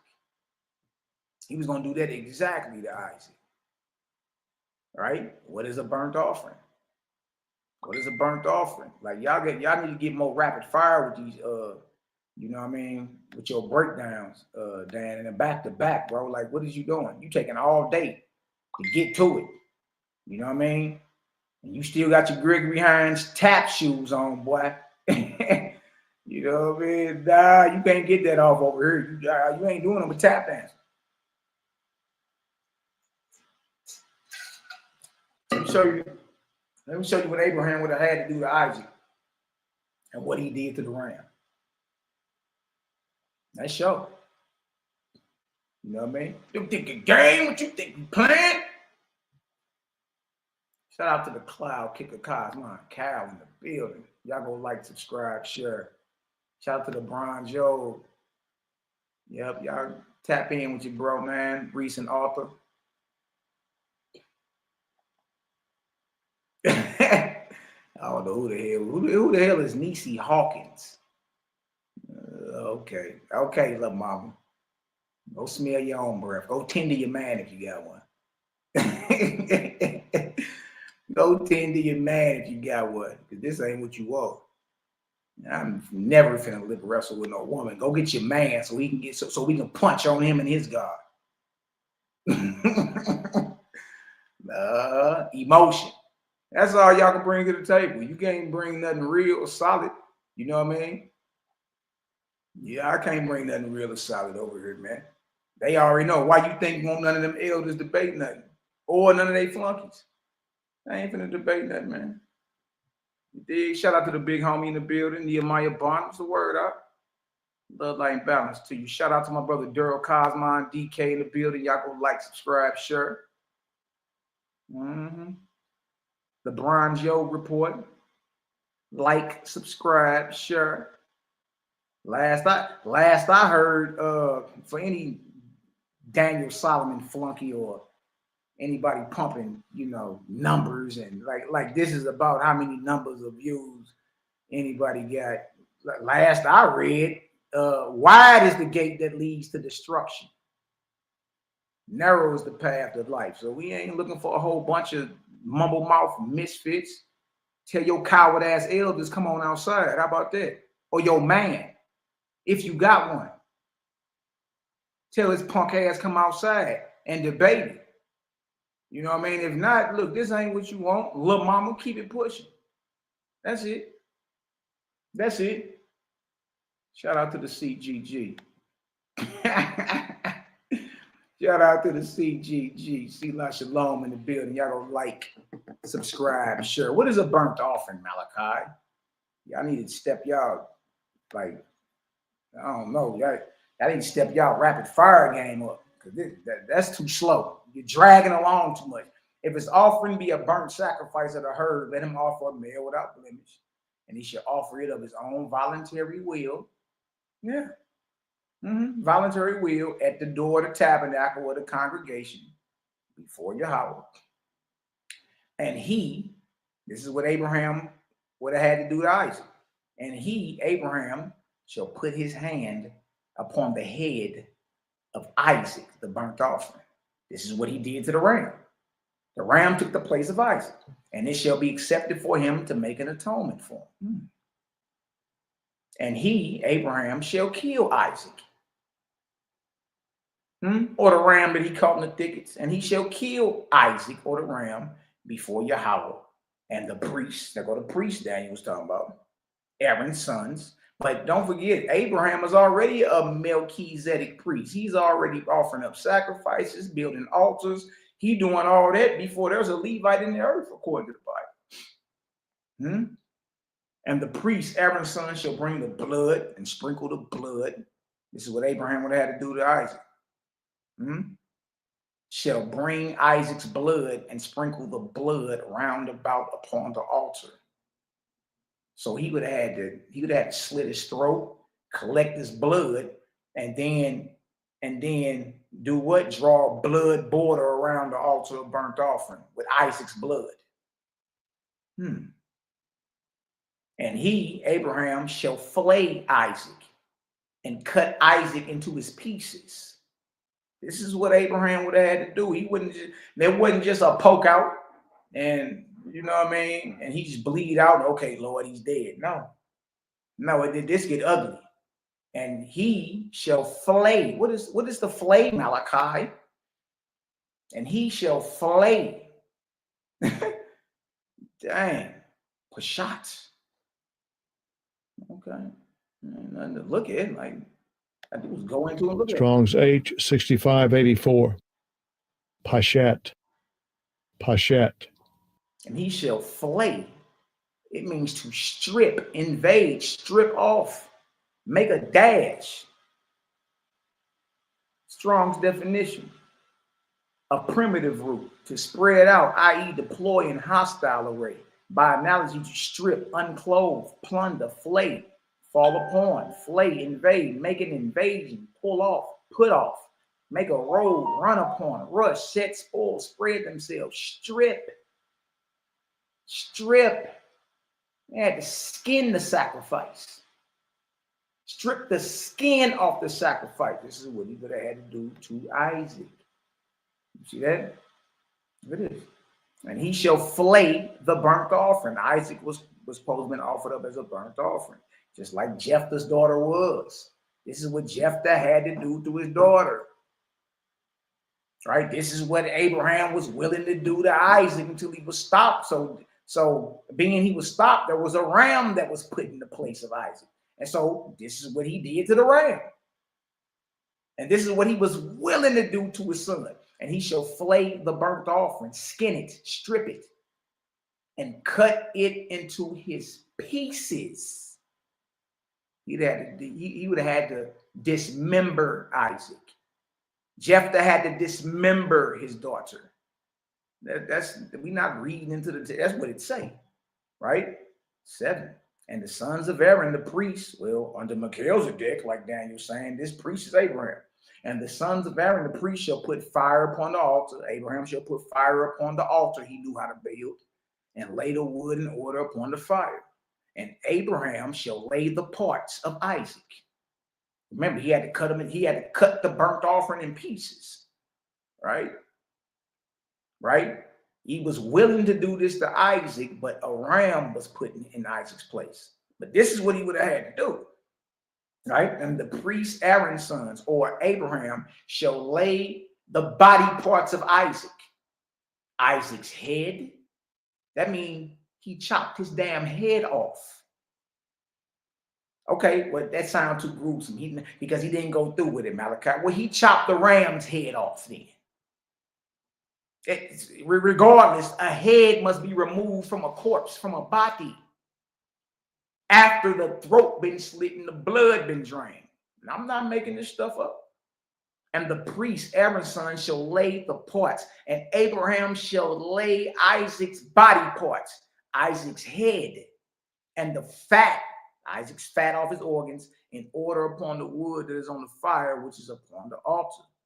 But Isaac's inwards and his legs shall he wash in water, and Aaron, and not Aaron, I'm gonna say Abraham, because we're talking about a Melchizedek offering.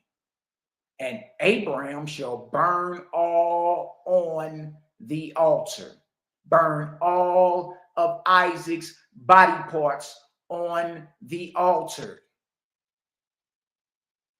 To be a burnt sacrifice, an offering made by fire of a sweet savor unto Yahweh. This is what that is.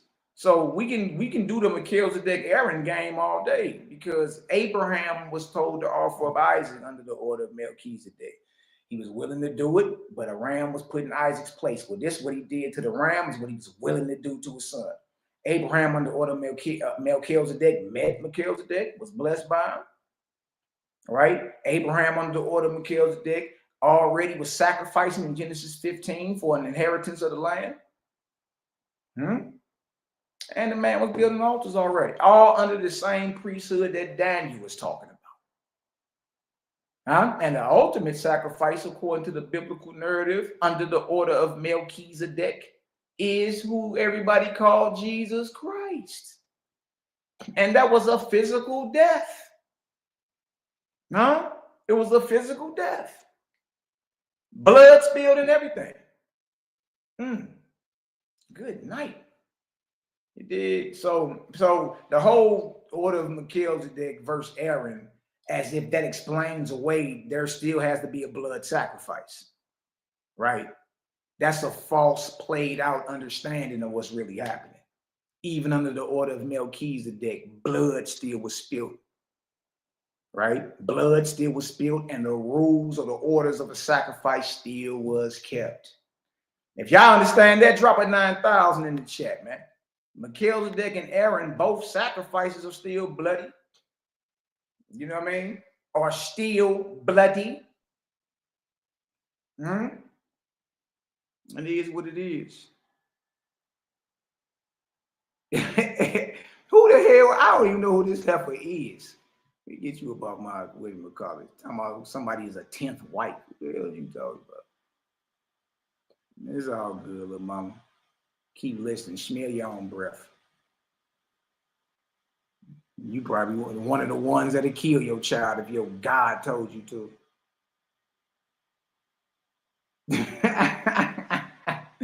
All right, so the whole Aaron versus Melchizedek is something still got to die.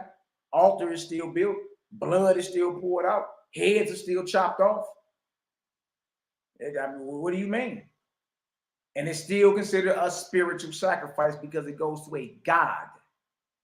All right, let's try to get back and maybe they can speed up a little taste. You know what I mean? Shout out to the haters, job jackers, and naysayers. Let's go. So y'all, let's get right at it. We'll start with where we see first sacrifices have been mentioned, and this is after the flood. So we're going to Genesis 8:20, and then we'll get into the law of this. Now, remind you, we supposed to be talking about Jephthah sacrificing his daughter as a burnt offering to the Lord. What are you doing in Genesis? Yeah, you're stalling. And y'all, this is what they're trying to make you believe, that sacrifices was only given when sins were around or to forgive sins. No. Who said that? Who said that?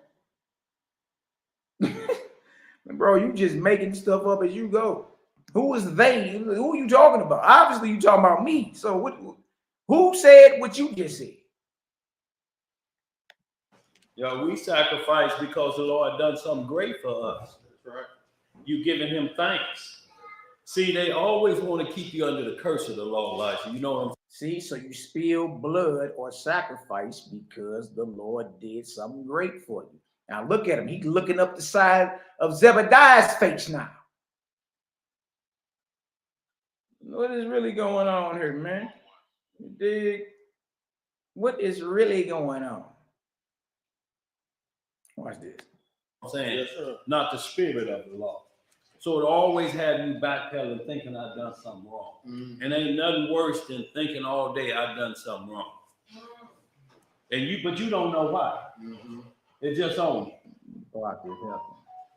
So let's get it. Go ahead, bro. All right, family, we're going to be reading in the book of Genesis, chapter 8. Start the reading in verse 20. And y'all, and this is Noah after he come off of the mountains of Ararat after the flood.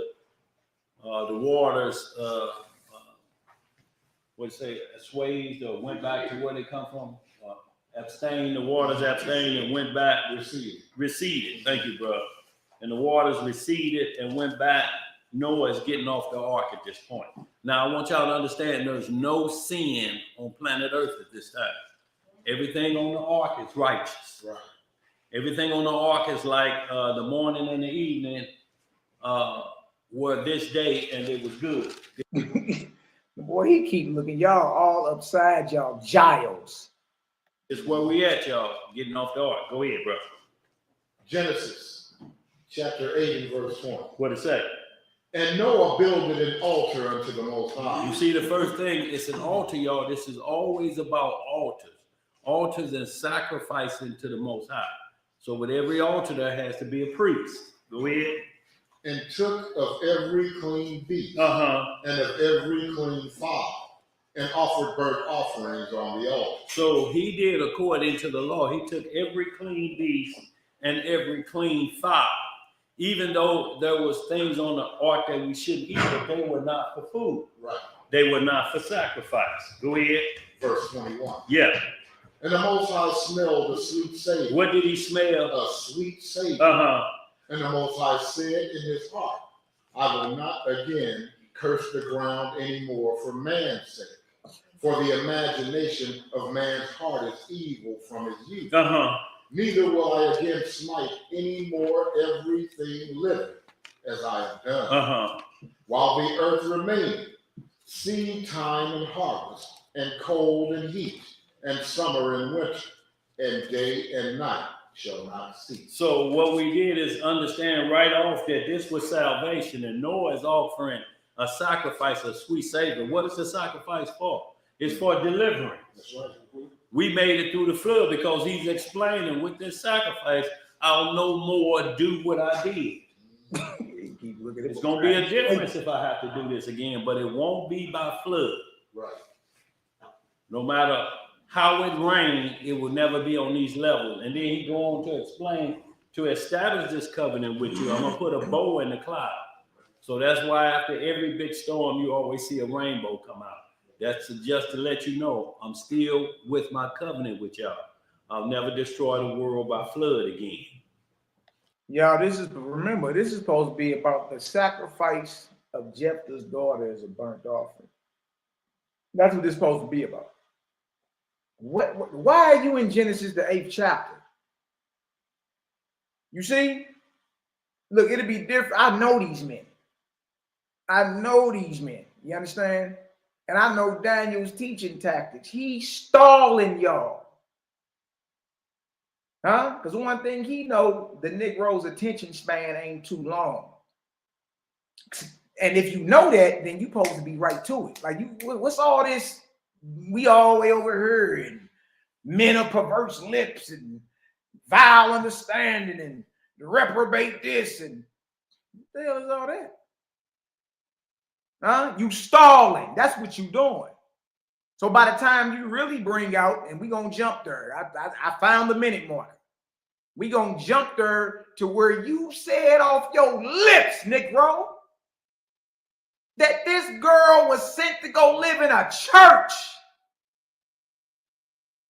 Yeah. So by the time he gets there, which is damn near 3 hours into the class ain't number 3 hours and 27 minutes.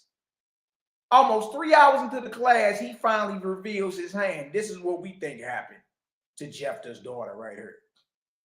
This is what we think. Right? And he finally puts it out. Everything else before that, y'all, deflection, stalling. You stalling because you know by the time you really reveal what you're talking about, most of the people gonna be yawning, scratching, hungry. Baby's gonna be making noise. Okay, it's time to pray out and go. It's time to pray out and go. You see, you stalling, you tap dancing as usual.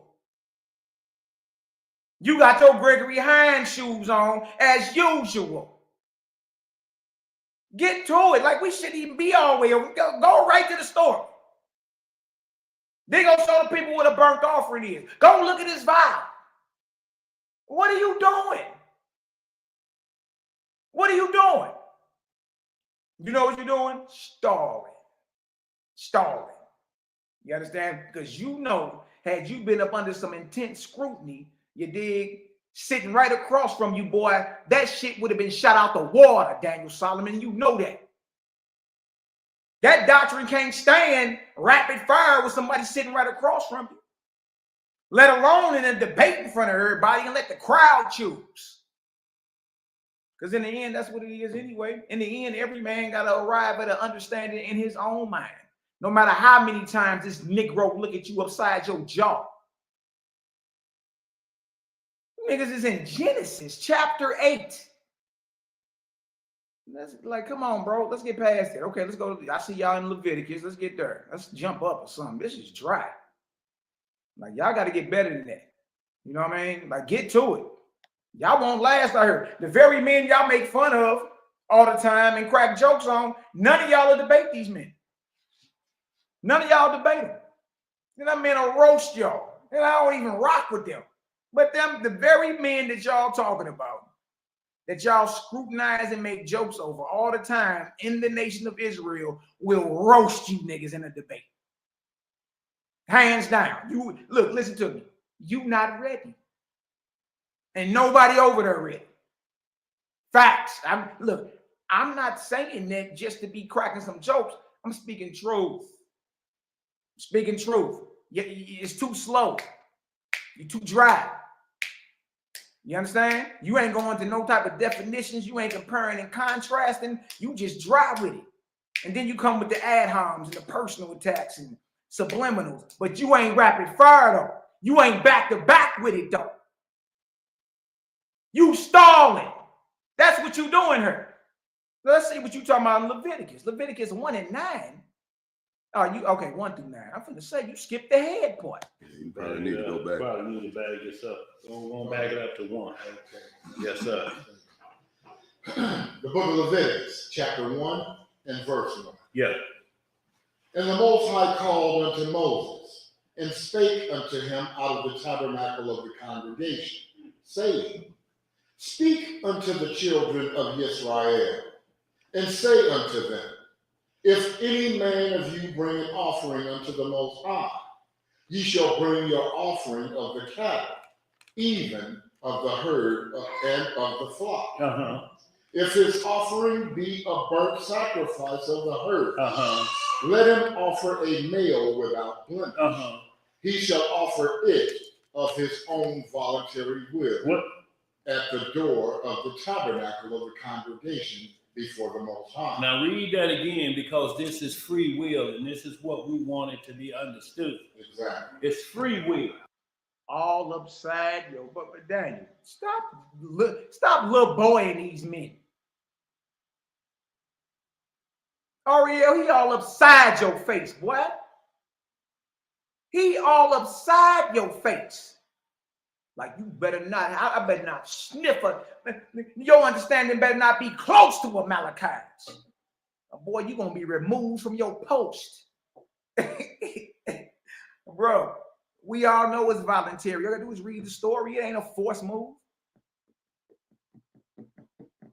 It's voluntary. We all know this. Right? But notice how Ariel is reading when it comes down to the gruesome parts of that. The chopped off heads, the chopped off legs, the cut out organs, meaning you had to open up his chest cavity, the cut off fat, the slitting up the throat and the collecting of blood so you can draw a blood border around his altar. They don't get into them details because those details reveal what has to happen with a burnt offering. Hence, that's exactly what Jephthah did to his daughter. Hence, that's exactly what Abraham was willing to do. Exactly. And let's go ahead and address the elephant in the room right now. Well, most believe that Yahshua the Messiah is a sin offering. A sweet smelling savor to the Lord. What genius? Yahushua was a man that slid through the womb of his mama, lived, cried, laughed, farted, had morning breath, and eventually died a horrible death. And is considered the ultimate sacrifice. So biblical God does accept human sacrifice. And if you believe that Jesus died and he's a sacrifice, the sacrifice, why would you read the story in Judges 11 as if it didn't happen before? Why? Nobody's saying Jephthah's daughter died for the sins of the people, but she was sacrificed to Yahweh. That's an easy read. That's an easy read. But notice how they don't even stop and go into the details of what a burnt offering really is. You'll read it smooth, but you'll read it in a way to where the people never really in their mind imagine what's happening here. Right? Okay, we got to kill the offering, the victim, right? Right there before the tabernacle. And then take all his blood. What that means, you got to drain the blood about him. Quickest way to do that, slit his throat, hang him upside down, collect his blood. Right? So now he's dead. And you bring him over to the altar and get the chop and chop the head off, chop the lower extremities, drop that blade into that chest cavity, yank down. You can open up the rib cages like that. Get the cutting out organs. That's what happened. That's a burnt offering. And then, you roast all that as a sweet smelling savor to the Lord, to Yahweh. That's what that is. Ariel, he looking you all upside your afro. You biting your lips and everything. Hold on. Go ahead. Verse 3 again. Yeah. If his offering be a burnt sacrifice of the herd, right, let him offer a male without blemish. He shall offer it of his own voluntary will at the door of the tabernacle of the congregation before the Most High. And he shall put his hand upon the head of the burnt offering, and it shall be accepted for him to make atonement for him. That's right. And he shall kill the bullock before the Most High, and the priest, Aaron's son. So we see that it had to mention priest here. Right. Aaron's son, a man, even though he does a sacrifice of his own will, there's still an order to this. Go ahead. And the priest, Aaron's sons, shall bring the blood and sprinkle the blood round about upon the altar that is by the door of the tabernacle of the congregation. And he shall flay the burnt offering and cut it into his pieces. And the sons of Aaron the priest shall put he shall flay the burnt offering and cut it into its pieces. But you never stop. You just talk about it's a voluntary will. But you never stop and be like, well, hold on, what you mean pieces? What you mean pieces? What's up, buddy? You know what I mean? How was your field trip? It was good? You had fun? Okay, I'm live. Let me count my business. But you never pause and say, well, hold on, this is the ritual burnt offering has to go through. You know what I mean? The head got to get chopped off, legs got to get chopped off. You know what I mean? Chest cavity got to be opened up, rib cages got to be separated, organs got to be cut out, fat got to be cut off the organs. And this is what Abraham was willing to do to Isaac.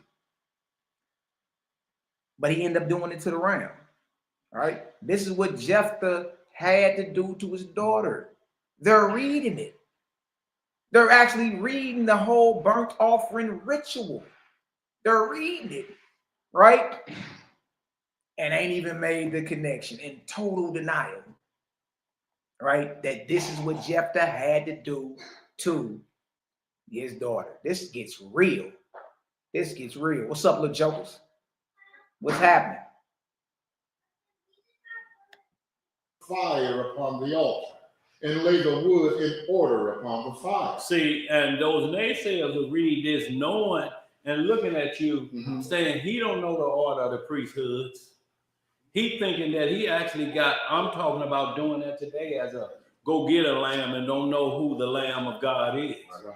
Literally, you know what I'm saying? Boy, what? Bruh. What does this have to do with, like, what does this have to do with Jephthah offering up his daughter? For one, it was during the days of the judges, so Levites were around, correct? So that mean Jephthah was up under the order of Aaron. That story is not a Melchizedek sacrifice or Melchizedek story. It's an Aaron story. So exactly what you read in Leviticus chapter 1, down to the priest officiating and everything, because there was a Levitical priest within all your gates. Let's go prove that real quick too, just in case any millie mouth misfit think I'm lying. You know what I mean? Surgical with it, Jake, walk you down. Yeah, Zebediah's leg is shaking like a mug, ain't it, boy? Boy, leg shaking. Let's go Deuteronomy. Somebody better tell these young boys that I do this. Walk you down, boy. So in Jephthah's case, within his gates, there would have been a Levite that would have been able to what? That would have been able to what, Malachi? Officiate at the altar of God. Yeah. Let's go to Deuteronomy. I think it's Deuteronomy 14. Easy work. Easy work. So a priest got to be around. Well, this is the order of Aaron, and Levi was with everywhere Israel was living. Levi was right there. Levi was right there. Think it's a game? What you think we playing?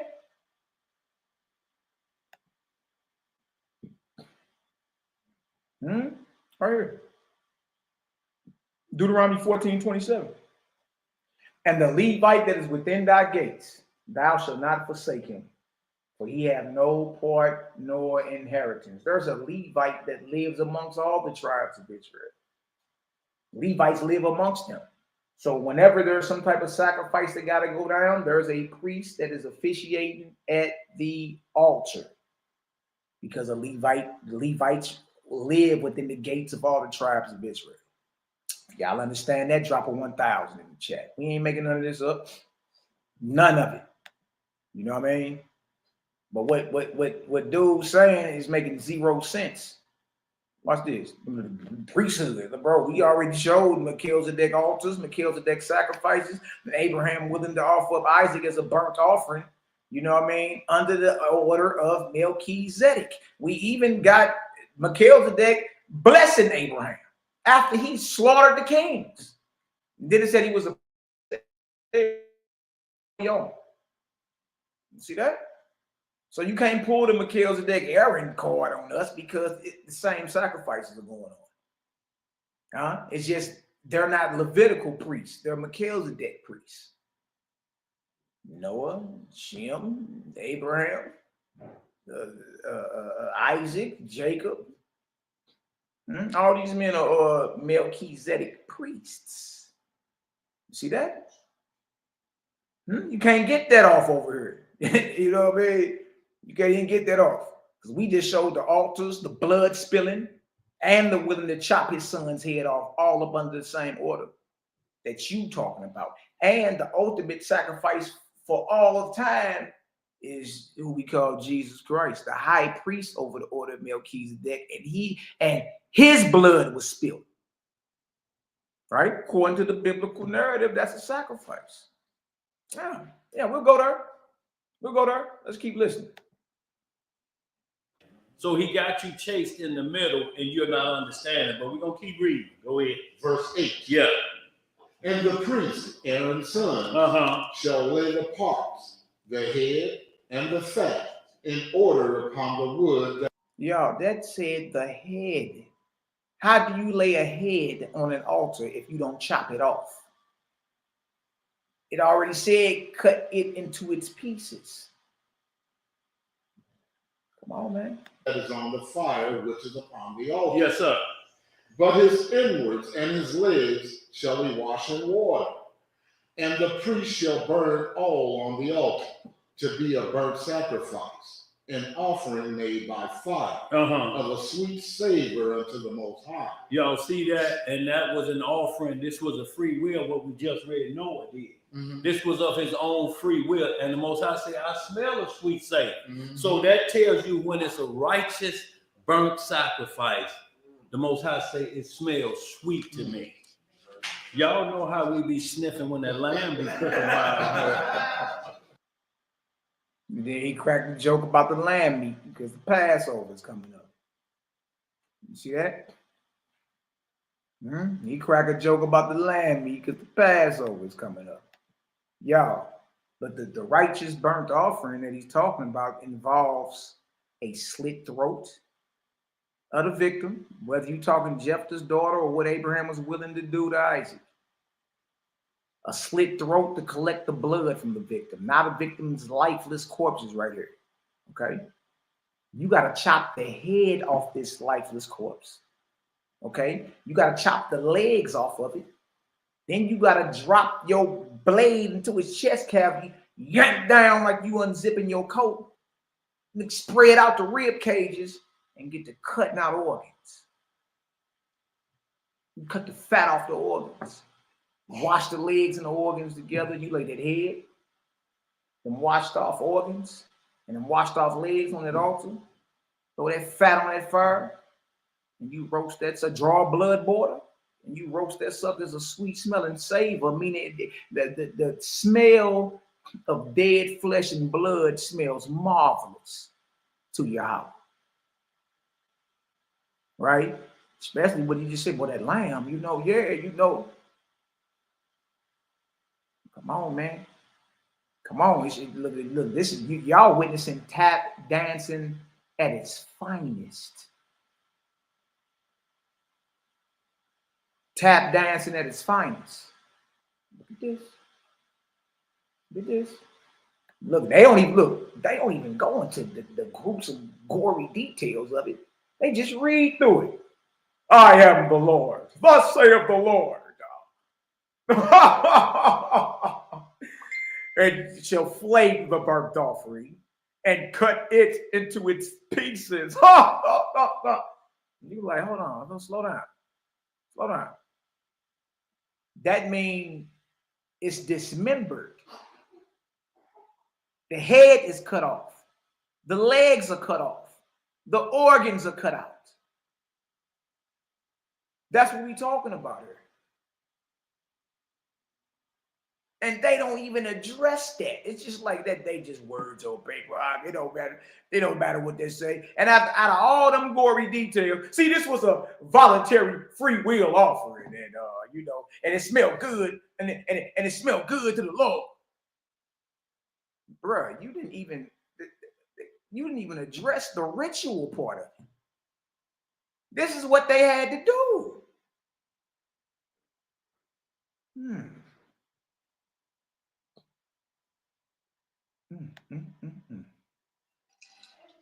Shout out to the cloud kicker. What do you say? Burnt flesh smells sweet? Question. Hell to the knob. You ever smell any type of burning flesh? Dead flesh, period, stinks. Let alone if you burnt it. Burnt flesh smells sweet. Why your God need the meat burned? Is it possible that God feeds off the gaseous or the atmospheric part of the smoke? Well, why barbecue the babies? Did you eat them too?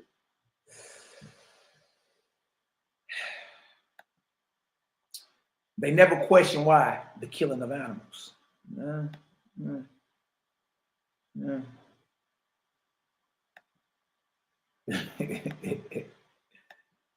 man. Shout out to all my brothers and sisters down in the still rock with bro and them. You know what I mean? It ain't nothing but love. You dig? It ain't like that. It's just like, look, y'all, look, it's time to catch up. Catch up. You up under a tap dancer. You understand that specialize in winging his answers. He's a wing master. He is. He's a wing master. And Daniel, I've told you this to your face, brother. I've told you this. You know what I mean? All you got to do is take the bull by the horns and call it for what it is. You understand? Stop tap dancing, no. You tap dancing. If this whole thing is about Jephthah and his daughter, why we ain't over there yet? Let's go read that and then come read Leviticus 1 so you can get an understanding of what he did to his daughter. Stop winging your answers. Like, what are you doing? They are using herbs and spices as deception instead of what herbs and spices are truly for. Absolutely. You know what I mean? I'm talking about Wing Chun. Nah, Wing Chun, get down, baby. You know what I mean? Come on, you better than that. All y'all better than that. All y'all better than that. You feel me? And this is what happens when you just don't keep it real with yourself. See, what we gonna do is keep it real first. It's gonna keep it real first, and whatever understanding come out of that, then we just gotta deal with it. But we're not gonna lie to ourselves, right? Stop lying. Stop it. Stop it. This don't look good at all. You know what I mean? All you brothers up there around 60. Come on, bro. Every last one of you brothers are about 60 years old, if not in the 60s. Daniel, you probably about 64, finna be in a couple days. Yeah. You in your 60s, brother. Zebediah, Ariel, Elisha, if they ain't 60, they pushing 60. Stop lying. You're lying. That's what you're doing. And you're trying to buy time. All right, stop it. Stop it. Be real with yourself first. The people respect that more. Be real. Be solid. Right? Stop with the shuffle. Stop tiptoeing through the tulips. Stop molly cuddling. You understand? Because in the end, look, anybody with common sense gonna listen to what you're saying and say, what the hell is he talking about? It don't even make no sense. It don't. You know what I mean? It don't make a lick of sense, man. Like, you got to stop that. That ain't what the story is saying. All right, we're going to get to the story. Believe me. That's right. And we waiting for him to say, yo, it's time to eat. That sweet obedience. savior. That's All upside y'all face. smell of obedience. Go ahead, bro. Verse 10. And if his offering be of the flock, namely of the sheep or of the goat, for a burnt sacrifice, he shall bring it a male without blemish. So it's still the rules are if it changed from a bullock to a sheep, we still have to have a male of at least 1 year old. Anything sacrificed younger than that is not a righteous sacrifice. So these heathens now, they do something, they eat what's called veal. Veal is called tender meat, but what it is What I'm saying, like, that's information they don't even need to just get to the story. Like, that's what I'm saying, bro. You focusing on the wrong details. it's 6-month-old lamb or sheep. That means it's underage. You know, you eating like R. Kelly thinking.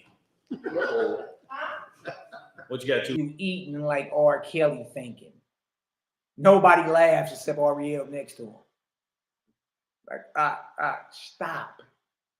But Got a question in the chat. Yeah. The exact thing it says, does Deuteronomy 14:21, does that mean we can't mix meat and dairy? well, no, Deuteronomy 14 never said that. What it said is you can't sod. Well, it's along the line. You can't sod a kid in his mother's milk, meaning that you can't take it too young. So actually, that's what it's speaking about. Now, them eat them. Hold on, bro. What? This ain't even on topic. Okay, let's go Deuteronomy 14:21. Like, what do you?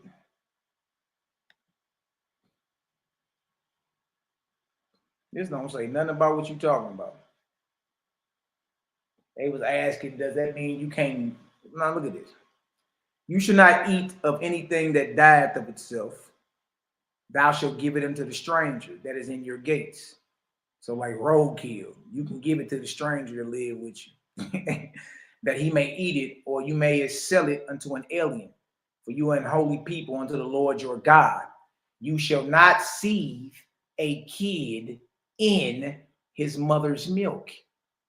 What does seethe mean? Like, bro, you come on, man. Strong's H 1310. Bashal. You shall not And seethe the form a kid. just below that, Bashal. Okay, so when it says you should not seethe a kid is a baby goat, basically. Right? You should not seethe a kid in its mother's milk. You shall not boil a kid, cook a kid, bake a kid, roast a kid. To be boiled, to be sodden, to be ripened. Thou shalt not boil a baby goat in its mother's milk. Who the hell was doing that? Huh? Boil the milk of the mother of a kid and then put the kid in the boiled milk. Hold on. Let's go look at some translations. Because he just, what are you talking about? Come on, man. That's talking about not boiling a kid in his mother's milk. It's not talking about what you talking about. Like, this is starting to get crazy. Okay, you think I'm lying, y'all? Like, I'm saying, like, they not even doing the basic understanding or breakdowns. He just, when I say 30-year-old retired breakdowns, this is what I mean. That's what I mean. You feel me? Like, he just saying stuff. You know what I mean? That's about not boiling a goat in its mother's milk. In KJV, you should not boil a young goat in its mother's milk. What is you saying it mean? Let's go back. Let's see. What did he just say? Hold on. What are you, what the hell are you talking about, man? This stuff's starting to get embarrassing. Hell, you don't know this. And you've been in what we call the truth, Daniel Solomon, since 1984. 84, Ak. I was 2 years old in 84. That's how long you've been teaching. Now look at his response about Deuteronomy 14 and 21. A kid in his mother's milk, meaning that you can't take it too young. So actually, meaning you can't take it too young. That's what it's speaking about. Now, them Edomites will say that means you can't eat a cheeseburger, meat and cheese together. They never said that. It just said if an animal is sucking its mother's milk, it has not been weaned yet, it's too young. It's too young. Wow. He just said that if the kid is sucking its mother's milk, you can't kill it. It's too young.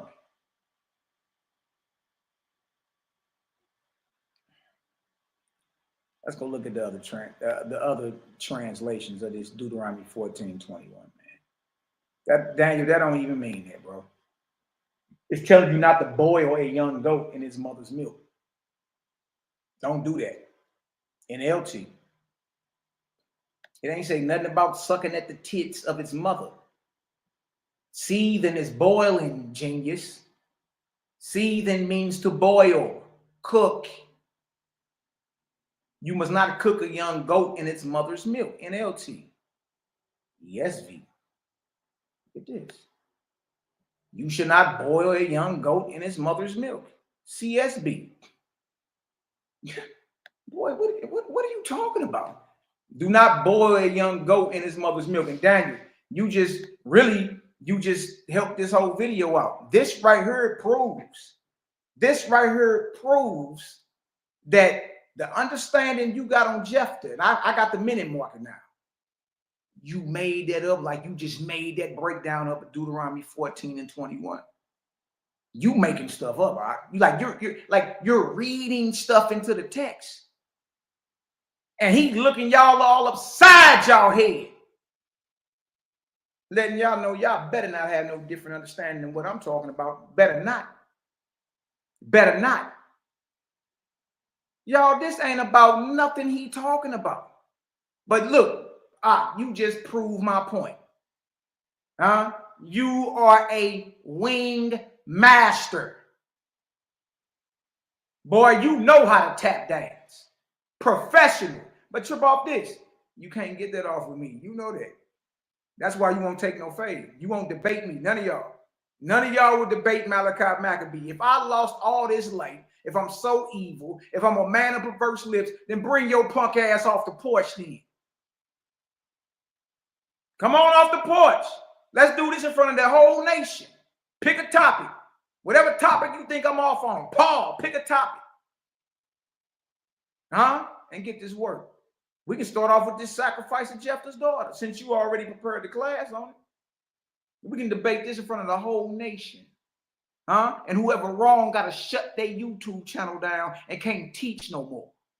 I put a spiritual wager on the line. What's good? What's good? And if you're too scared to deal with me one-on-one, I got a whole gang with me. Go get the best. It can be all four of y'all at that table right there. It's four of us. We'll walk you boys down. Respectfully, elder, you'll get walked down messing with us. Even the Deuteronomy 14:21 don't mean what you saying. It's telling you not to cook a young goat. Don't boil it. Don't cook it. Don't bake it in its mother's milk. Some of y'all in the chat know Daniel Solomon, man. You know what I mean? Funny guy. It's funny. He mean well, but bro, you up under, look, listen to me. The deception's so thick with you. The God spell so thick with you. You can't even tell you're making this stuff up as you go, boy. You're making it up.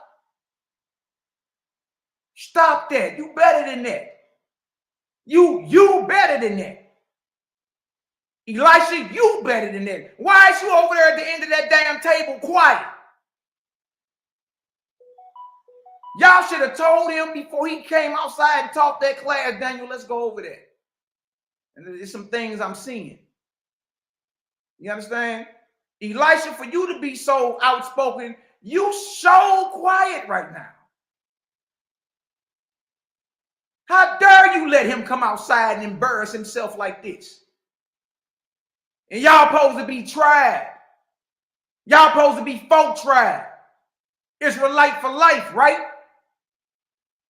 Man, I would never let my bro come outside and embarrass himself like this.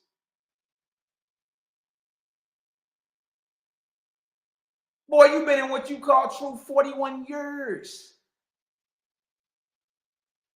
What the hell are you doing, man?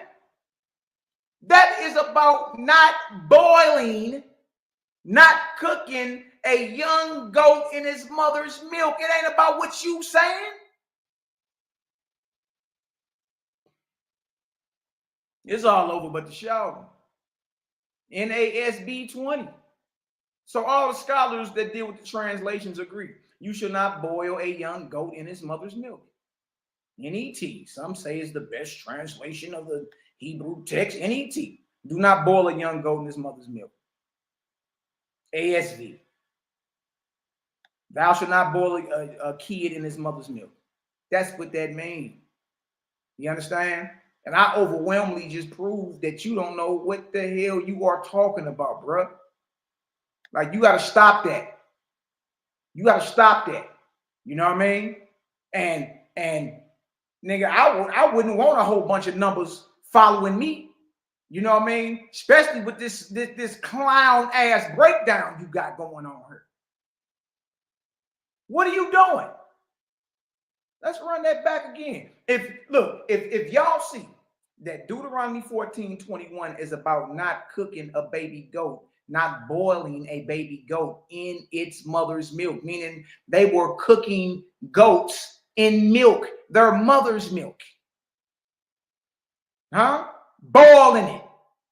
If y'all understand that's what that means, drop a 3,000 in the chat for the arc cycle of Cosmon, man. You dig? Macabee ain't making none of this up. None of it. None of it. All right? We show and prove. We pull it so you can see it. Shit's embarrassing. Like, boy, what did you come on? Right? Come on. Come on now. You better than that. Let's go hear him again. And that answer went to Maurice Richardson. Brother, I hope you listening. All right?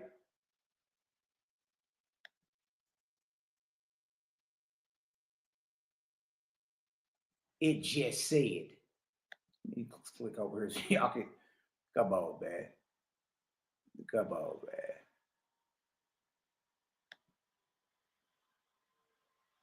They eat what's called veal.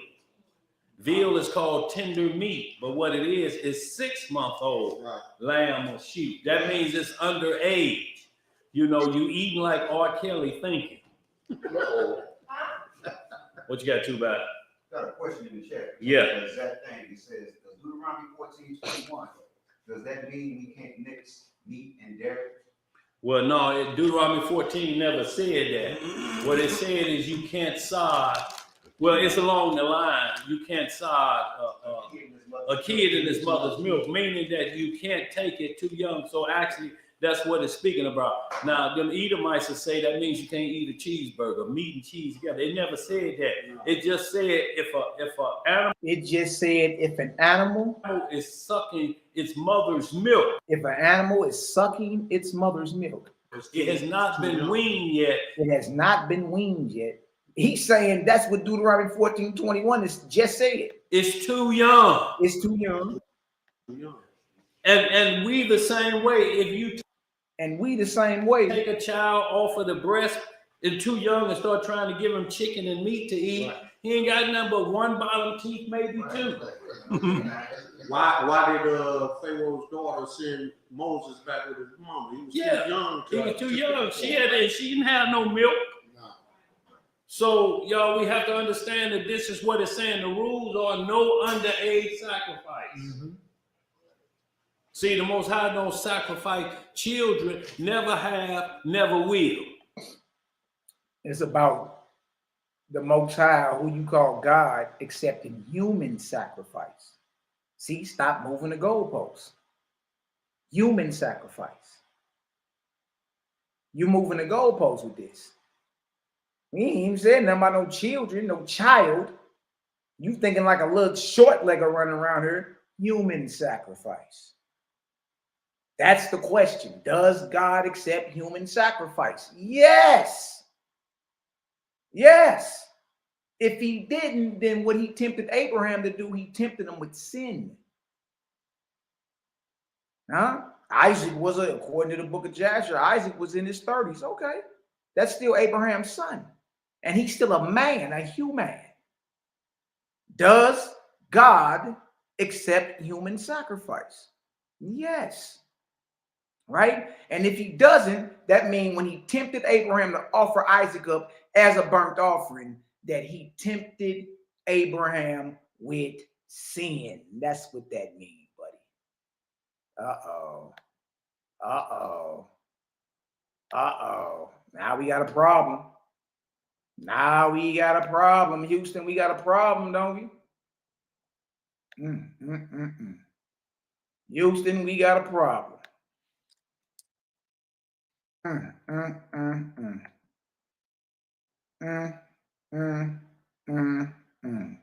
Somebody better tell these young boys that we do this. That we do this.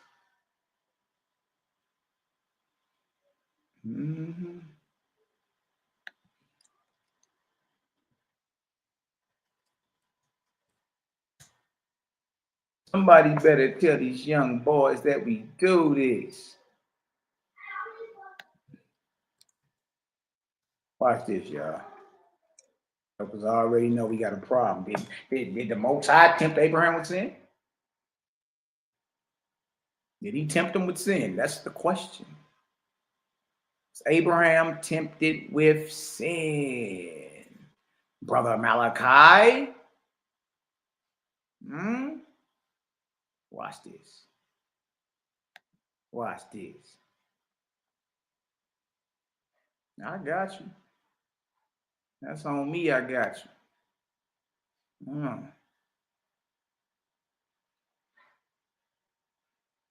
right, now watch this. Let me show y'all this. Did God tempt Abraham with sin? God does accept human sacrifice. Yes, he does. Hold on.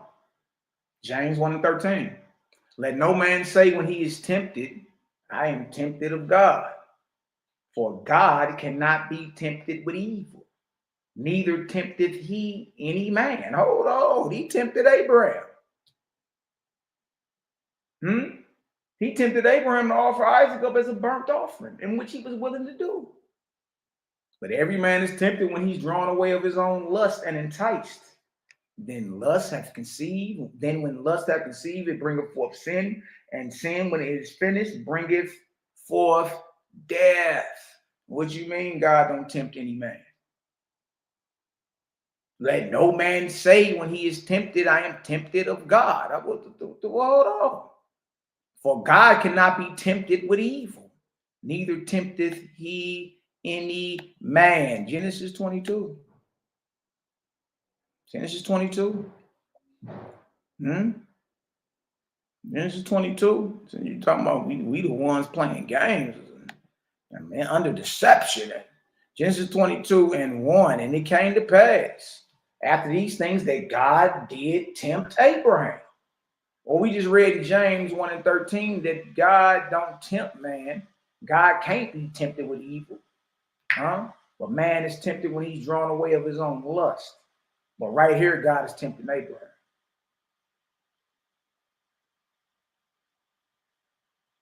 Right here, God is tempting Abraham to do what? And he said, take now thy son, thy only son Isaac, whom thou lovest, and get thee into the land of Moriah, and offer him therefore a burnt offering upon one of the mountains which I will tell thee of. So James just said that God, let no man say when he's tempted, he is tempted of God. And who is this tempting Abraham to offer up Isaac as a burnt offering? And say God. So who is this in Genesis tempting Abraham if God don't tempt man with evil? But dang, God don't accept human sacrifice. So that means the temptation he gave Abraham was sin. It was evil. And Abraham was willing to do this sin or this evil. Yes, biblical God accepts human sacrifice. The ultimate sacrifice is who you call Jesus. This is not even hard. This is not even hard to understand. Biblical God accepts human sacrifice. He does. Watch this. And when we understand every sacrifice in this Bible that deals with a human being, so to speak, they were grown individuals. They were never children. Right. Also, you'll see also in Genesis where he was prepping the ark, giving Noah instructions. He told him what type of clean and unclean animals to put on. He said because you had to have some ready for sacrifice. That's right. That's right. That's why it was 7 pairs of the clean. Elijah, what the?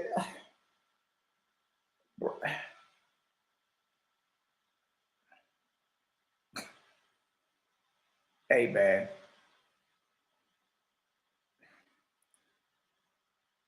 The human part we're talking about. And you just admitted that they weren't little children, they was grown. Okay, but it's still a man. It's still a human being sacrificed. To whom? And Elijah, why did you even bring up the clean and unclean meats on the Noah's boat, a Noah's ark? Like, what was the point of you even dropping that 2 cents in there? And 2 of the unclean. Now, they were singing the song to you, and Noah took them on 2 by 2. Mm-hmm. That's not what the scriptures say. That's what the song say. The scriptures say 2 pairs of the unclean and 7 pairs of the clean. So you have to be careful when the song, you can be singing the wrong song. Yeah, you're singing about the unclean. You singing about the unclean. So let's get some more of that. Where you at? Verse 11. Yeah. And he shall kill it on the side of the altar northward before the Most High. Uh-huh. And the priest. And the who? And the priest. Uh-huh. Aaron's sons shall sprinkle his blood round about upon the altar. Okay. And he shall cut it into his pieces, and his head and his fat. Yeah. And the priest shall lay them in order on the wood that is on the fire, which is upon the altar. It just said cut it into pieces. Its head. How do you read past that? Y'all just casually breeze past that? You just casually breeze past the head had to be removed? The head had to be chopped off. We just gonna sneeze past that? Y'all notice they're not even addressing the ritual, the gory part of the side. They ain't addressing it. They're not even addressing it. They just read past it. Thus saith the Lord. You know, come on, like stop. Stop, man. But he shall wash the inwards and the legs with water. Uh-huh. And the priest shall bring it all and burn it upon the altar. It is a burnt sacrifice, an offering made by fire of a sweet savor unto the Most High. We can hold that. So of a sweet savor to the Most High. You can't put a pig on there. It's not going to give the sweet savor. No more than you walk into somebody's house and know. Bruh, it don't matter if it's a pig, a man, a lamb, an alligator, or a damn yeti. Dead flesh stank. It does not smell good. The only way, trip off this, the only way you can get any type of good smells out of that, you got to come and put the herbs and the plants and the spices on. That's the only way you can get it somewhat smelling good. Like, dang, that chicken smell good. Dang, that it smells good because of the plants that's on it. Dead flesh by itself and blood stank.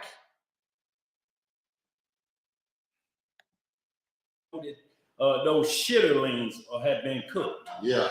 Ain't no sweet savor. No. You can tell it in the air. You immediately nostrils constrict. and you frown up. It's not a sweet You know, savor. no, boy, it's not. With an S and then with a G, but Boy, it ain't look sweet. good. No, it ain't sweet.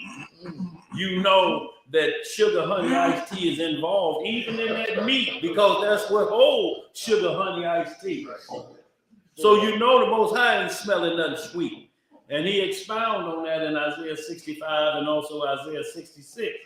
That smell that comes up to in his nose, the smell of swine, and saying is legal. The attitude of an individual that's swine. See, we're not to cast our pearls before swine.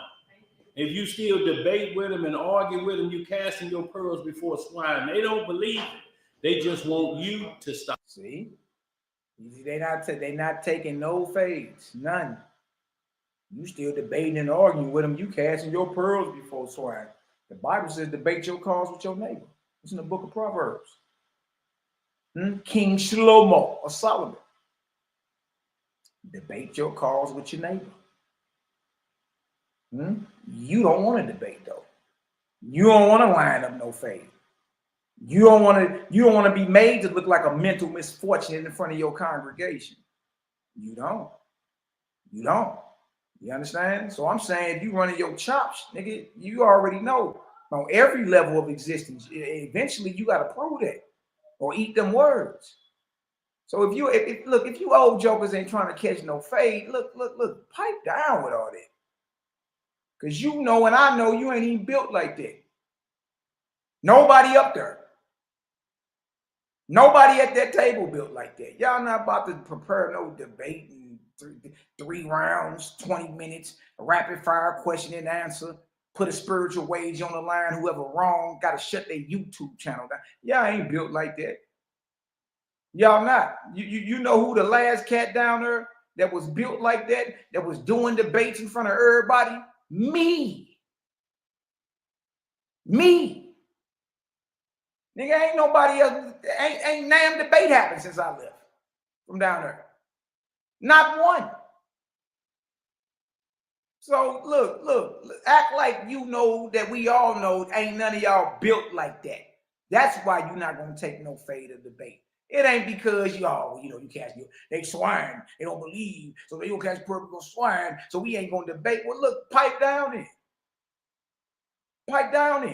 If you ain't willing to test the doctrine that you're talking about, then look, bro, hey, keep the gang name out your chops. Because obviously you're not built like that. You dig? And sending your little minions is no better. Them niggas ain't about nothing. If you ain't about to catch no fade, who you got over there is gonna catch a fade and line it up? Who? Nobody, baby. Nobody. You gotta keep sweating, you little jokers. Ain't none of y'all built like that, man. Stop it. That's all excuses. All right. I'm about to jump to this part where your breakdown about Jephthah, and so we can go ahead and get past all this, because this is sad. You know what I mean? And obviously you don't know the inward dynamics or the system and order of the spirit world either. Right? You don't know. You don't have a clue about what's going on. Right? I heard you say something about, somebody told me you said something about casting out demons or devils and spirits and all that. You ain't never did that. None of y'all. You know the last person that was down there that did that? Me. And I don't only still, quote unquote, cast out unclean spirits and all that. I show people how to themselves. So they don't got to depend on me for it. What's wrong with y'all? Yeah, they're like, man, they ask like what name and what name and authority y'all was using. Take your pick. Lord, God, Jesus, Yahweh, Jehovah, Yahweh, Yahushua, Yahushua. What you don't know about the spirit world, genius, is if the spirit you calling on has more authority than the spirit that's tormenting this individual, it got to move. But guess what? That don't mean that the spirit you calling on ain't a false god. False gods always war with each other. And one get authority over another. Huh? Well, who you binding up spirits now and putting them in their place with? The creator, the God maker. And you ain't nothing that ever came off your mouth higher than that.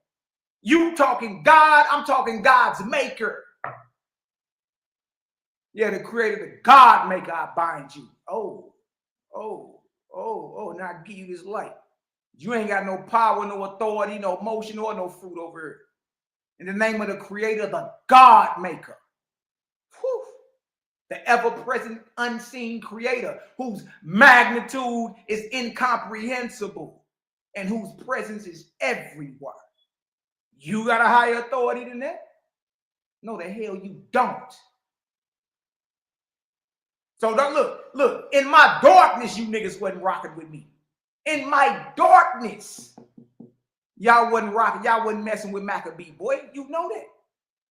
You know that. So yes, I got testimonials. Nigga, I done cast out. Look, I done talked to and made hundreds of demons move. What is you talking about? Yes. And are you still doing that? Absolutely. You know the difference now? I show people how to do it themselves. Yeah, true charity. That way you ain't got to depend on me. You know what I mean? You going through some type of anxiety or the depression or suicidal thoughts or whatever. You know how to get it cracking right then and there. You ain't got to have Macabee on speed dial. See? We don't keep people dependent on us, studying our kneecaps like this. Nah. We show you how to do it so you ain't even got to come back knocking this way. When you do come back swinging, you got all types of reports like, hey, man, yeah, that, look, I went over there and got it cracking over there on all them dark spirits. That's what's up. You know what I mean? Salute. Yeah, because I heard somebody told me you was running your mouth about the spirits and demons that honor and humility didn't cast out, boy. And look, I got witnesses. What is you talking about? I was there when them lights start flickering, boy. I was there when old boy nigga picked Nehemiah big ass up and moved him like he was a paperweight. I was there when that unclean spirit jumped on him and he was bound like, huh? And I was there when we sat there, nigga, we bound that sucker up, ordered that sucker to get up out of there, and at that moment all the lights in the building start flickering. We was like, whoa! You dig? And that brother Trevor ain't had a problem since. And that was 6 years ago. How I know? I just talked to his daddy. What is you talking about? So no, y'all not like us. Y'all look, we, like my boy Cal said, we ain't even talking about the same thing. You understand? So for it on the record, you want to know what names we was doing all that in, take your pick. Lord, God, Jesus, Christ, Yahshua, Yahushua, Yahweh, Yahuwah, whatever, Jehovah, whatever name you calling on. Huh? But what you don't know about the spirit world, genius, is if whatever you calling on has more authority than the one that's tormenting this individual, it got to move anyway. But that don't mean who you calling on ain't false. I can hear you now. Well, Satan can't cast out Satan. Let me help you out with that again, genius. Satan is self, your lower self. That animal man. You know when niggas get on demon time. Huh? So what does that mean? Satan can't cast out Satan. How the hell are you operating in your lower self, being a homosexual, trying to cast out a spirit of homosexuality off somebody? It don't work. Because you're in the same vibration. That's all that means. You see? But y'all don't know nothing about the inner mechanics or the system and order of the spirit world at all. And ain't damn one of you niggas ever cast out not one spirit. Not one. Huh? You still doing that today? Absolutely. In what name? The creator, the God maker, the great spirit, the always was, is, and ever shall be. The ever-present creator whose magnitude is incomprehensible and whose presence is everywhere. You ain't got a higher authority than that. Because you still talking about a God in form and figure of a man sitting on a throne. I'm not. So let's skip on up here, right? Because this is too slow for me. I'm gonna tip up to y'all. He don't get to breaking down what happened. They don't get to Judges 11 to 2 hours in, and he don't explain what happened to 2 hours and 50 minutes in. 2 hours and 50 minutes in. I'm gonna jump up there so we can, because I can't take all this slow. You too slow with it. You too slow with it. His vow to come into play. Let's read 34. And Jephthah came to Mizpah unto his house. And behold, his daughter came out to meet him with timbrels and with dancing. And she was his only child. What was she? She was his only child. Beside her, he had neither son nor daughter. So right here, when he get back, his daughter come out like they did for David, with timbrels and harp.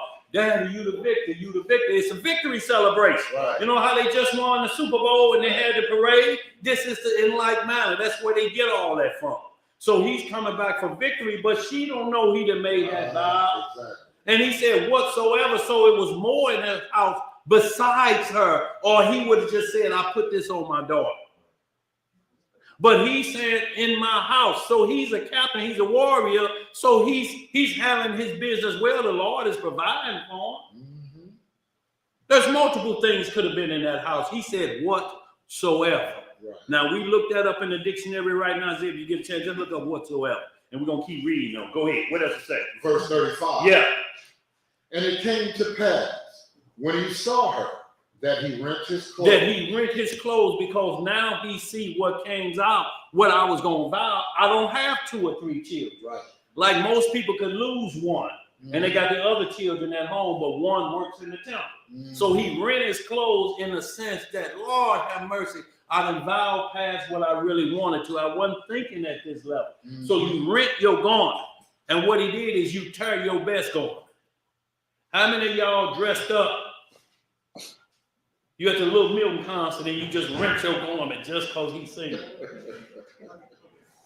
Nothing you've been waiting to wear. Right. Y'all understand what I'm saying? Go ahead, bro. I just say you're going to look and said, alas, my daughter, thou hast brought me very low. Thou hast done what? Brought me very low. And what I mean is now I'm to a point that where I have to do what I let come out of my mouth. Right. Oh man, and then when you rent your garment, you put on sackcloth. So you down in the dirt right now. Yeah. But I said I was going to do it. Go ahead. And thou art one of them that trouble me. For I have opened my mouth unto the Most High, and I cannot go back. See, I have opened my mouth to the Most High, and I can't go back. So what does tell us about this man right here? Does he know the law? Yeah. Because we just read the verse, don't vow a vow if you can't keep. Defer not to pay that which thou vowest. The vow was about a burnt offering, Genghis. The vow was not about a dedication or dedicating your child, your child to the temple. It wasn't about that. That's why he's ripping his clothes. That's why he's saying, I've been brought very low. Right? All you got to do is go look at Samuel's mama. Did she rip her clothes and get in sackcloth and ashes and say she been brought very low? When it was time to dedicate Samuel to the temple or to the temple in Shiloh? No. All you got to do is just look at the vows. The one is a vow of a burnt offering. The other vow is one of temple dedication. Watch this. I want to hear what you saying, though. What did he just say? I can't go back on my word. So is this a righteous man or this a wicked man about what he's saying? So he knew what the burnt offering is going to be and what it entailed. He just never thought it was going to be his daughter. Oh, did you just admit that, buddy? He knew what the burnt offerings was and what it entailed. He just didn't know it was going to be his daughter. Hold on, yeah. Hold on.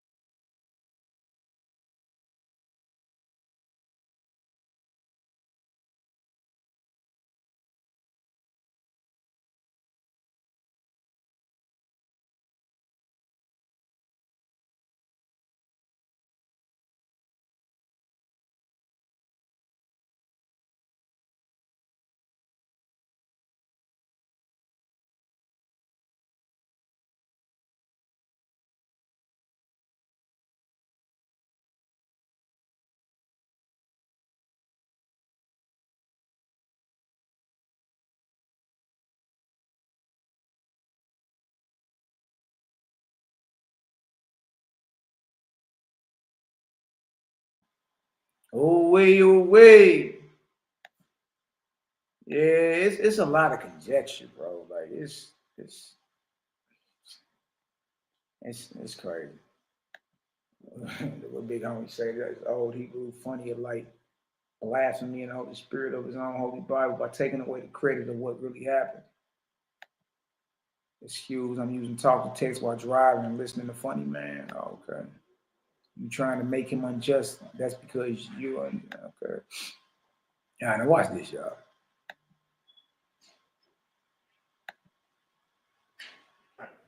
And if you think it had to be an animal there, then he lives in a barn. If he's worried about what comes out of his house, first degree, how the dog gonna get out? Bro, you act like you don't know that brothers in the ancient world were husbandmen. You act like you don't know that as soon as he enter into the border of his lands, that's his house. Those are his gates. You're a husbandman. There's plenty of animals running around. Like, what are we really saying here? You're making this stuff up as you go.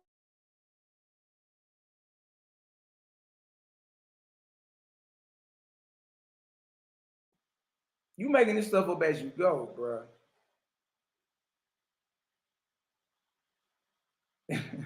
Nehemiah, so anybody listening right now, give me a 9. You basically just heard him admit that this man knew what a burnt offering was and knew they had to give his daughter over to it. He did. It said it. You know what I mean? And then you like, he lived in a barn and doing all this body jerking. And it's like, look, stop. Stop while you ahead, man. That's all I'm saying. It's like you making this stuff up as you go. The text don't say none of that. And all of a sudden you act like you don't know we were husbandmen and farmers and had plenty of animals running around. And that the border of his lands is his house. Niggas, what you thinking about your house at your home? When you pull up in your driveway? Come on, this is a whole different world, a whole different time. And even the man's barn is part of his house. Even a man's barn and his shed, everything on his land is a part of that man's house. It's similar to an estate. Everything on the land is his.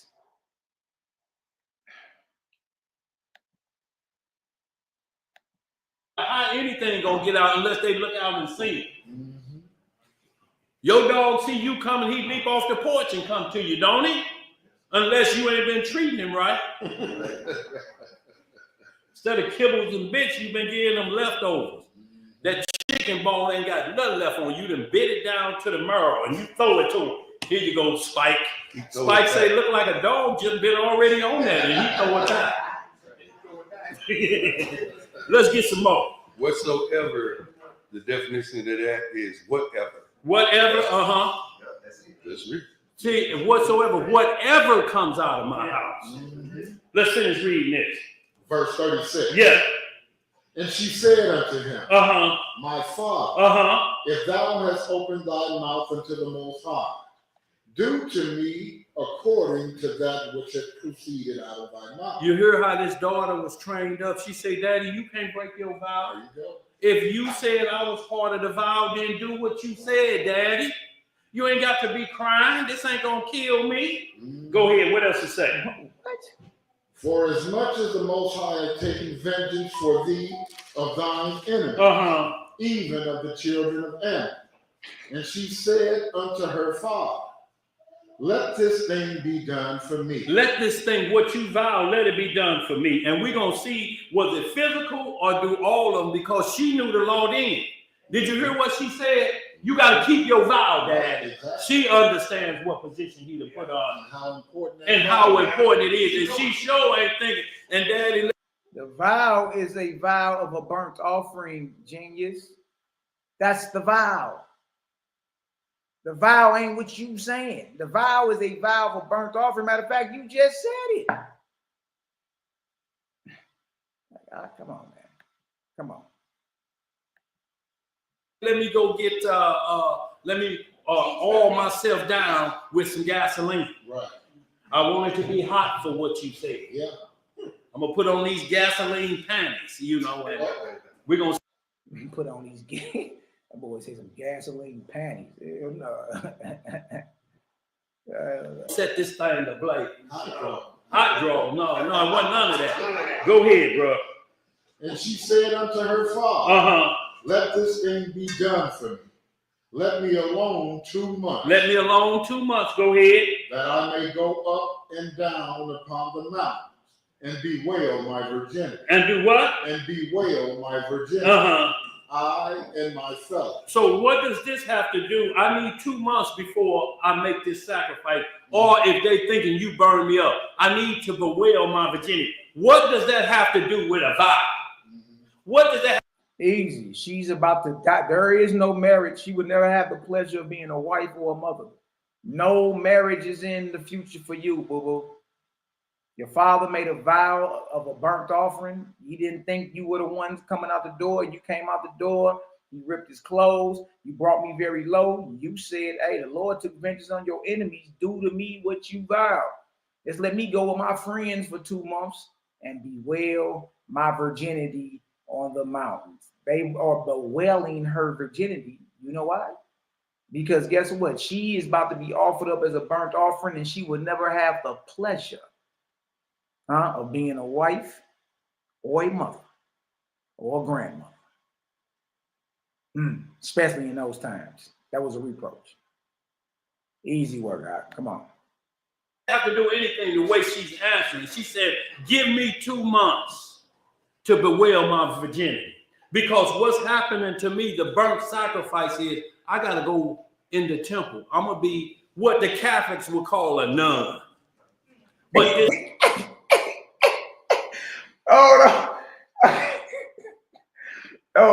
Hold on, girl. So he said that Jephthah's daughter became a nun?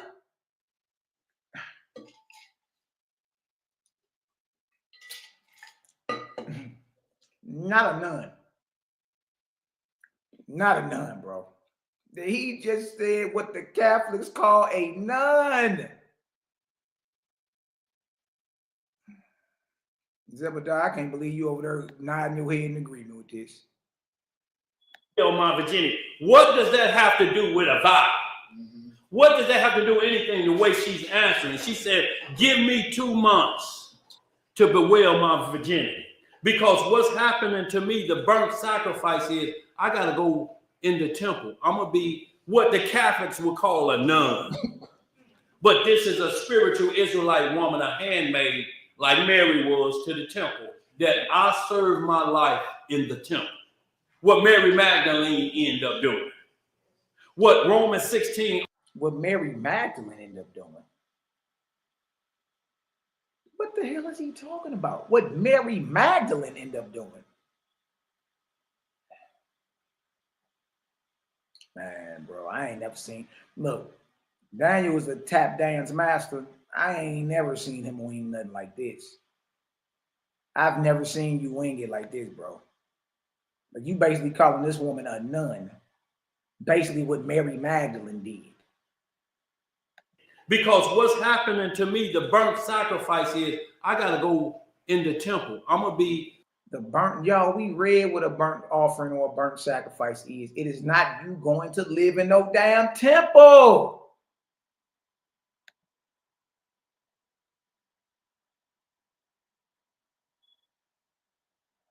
What the hell? Boy, what are you talking about, man?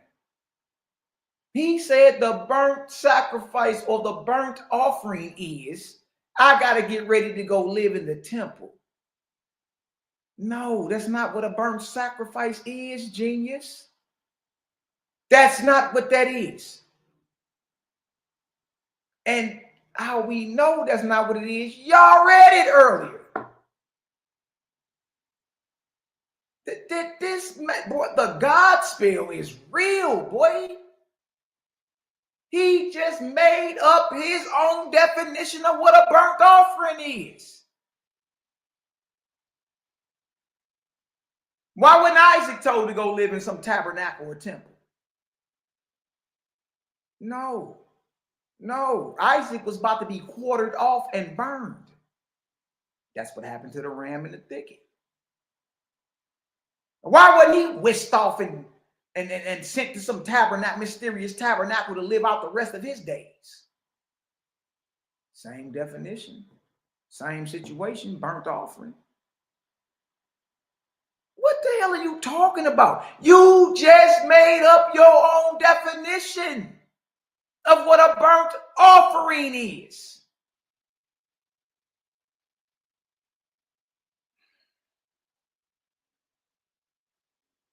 Bruh, look, I see now why you don't want no type of smoke. Better not, you'll be embarrassed around her. You'll be embarrassed. You'll be made a mockery of. You know what I mean? If I was you, I wouldn't accept no fade either. No type of debate with Mally. Yeah, I'll walk you down. Walk you down. You know what I mean? It's for y'all up there. It's for us. What's up? Now, you just made that up, though. You're making that up. You dig? If y'all see that he just made up his own definition for what a burnt offering is, y'all drop a 9,000 in the chat, man. This is crazy. This is crazy. Y'all drop a 9,000 in the chat if y'all see he just made that up. Boy, you just made that up. You just made that all the way up. Come on, man. Come on. Come on, man. We got to be better than that. And you know you better than that.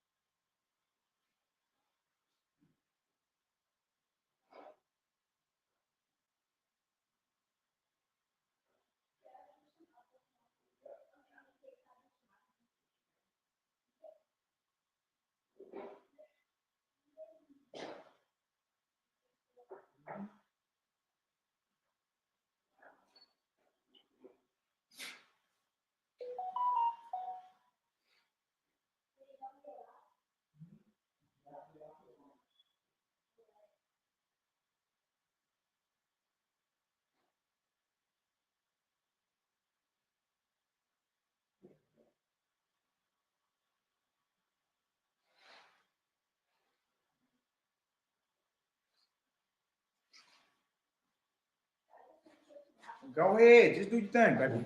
You cool. Keep it down for me, little taste. Y'all, hey, look, he making this stuff up as he go. You know what I mean? I'll get on some of this coconut water and watermelon, boy.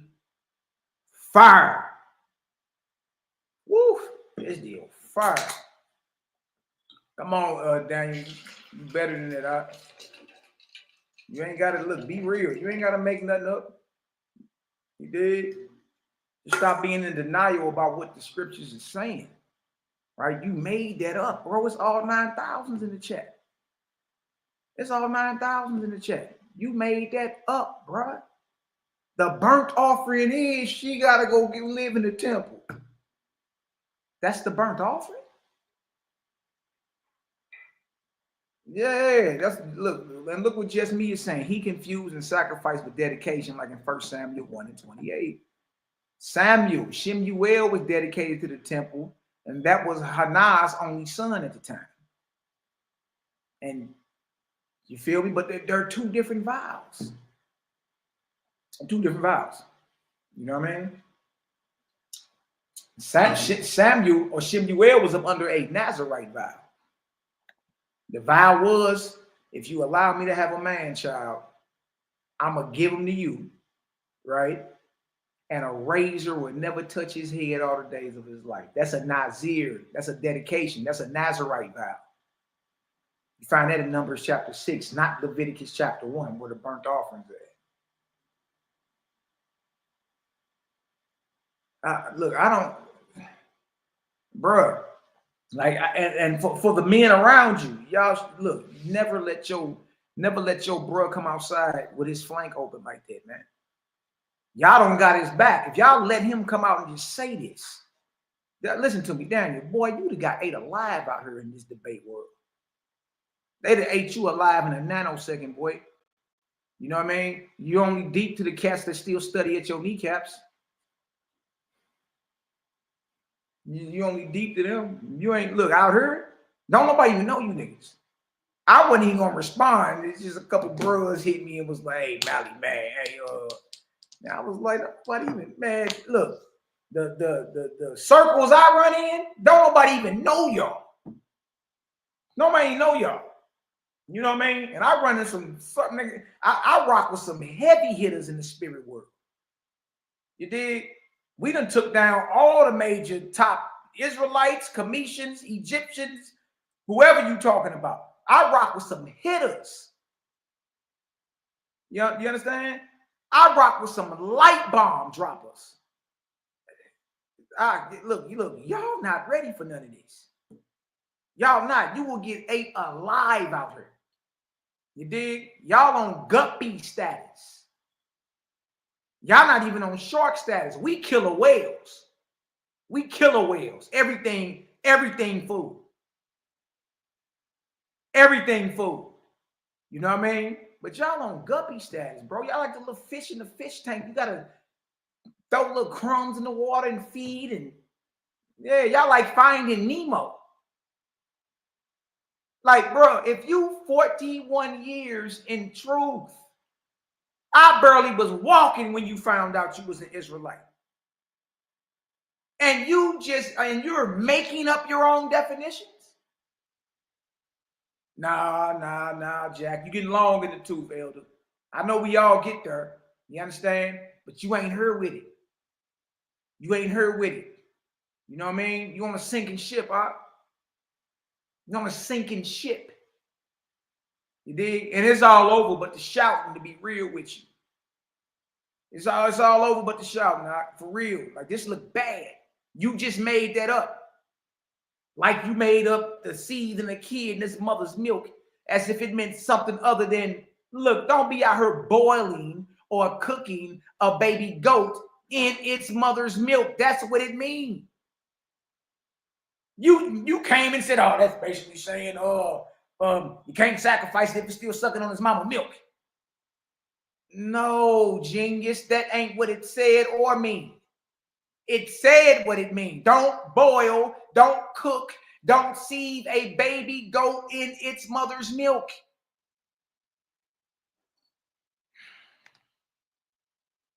You on a sinking ship, the Titanic. Got the violin players right there. Yeah. Come on, man.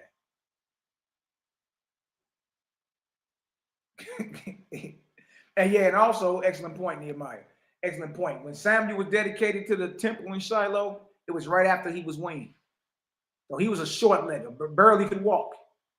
You know what I mean? Jephthah's daughter was so grown that she was able to leave her father's presence for 2 months with her friends to go play on some damn mountains. That ain't no little girl.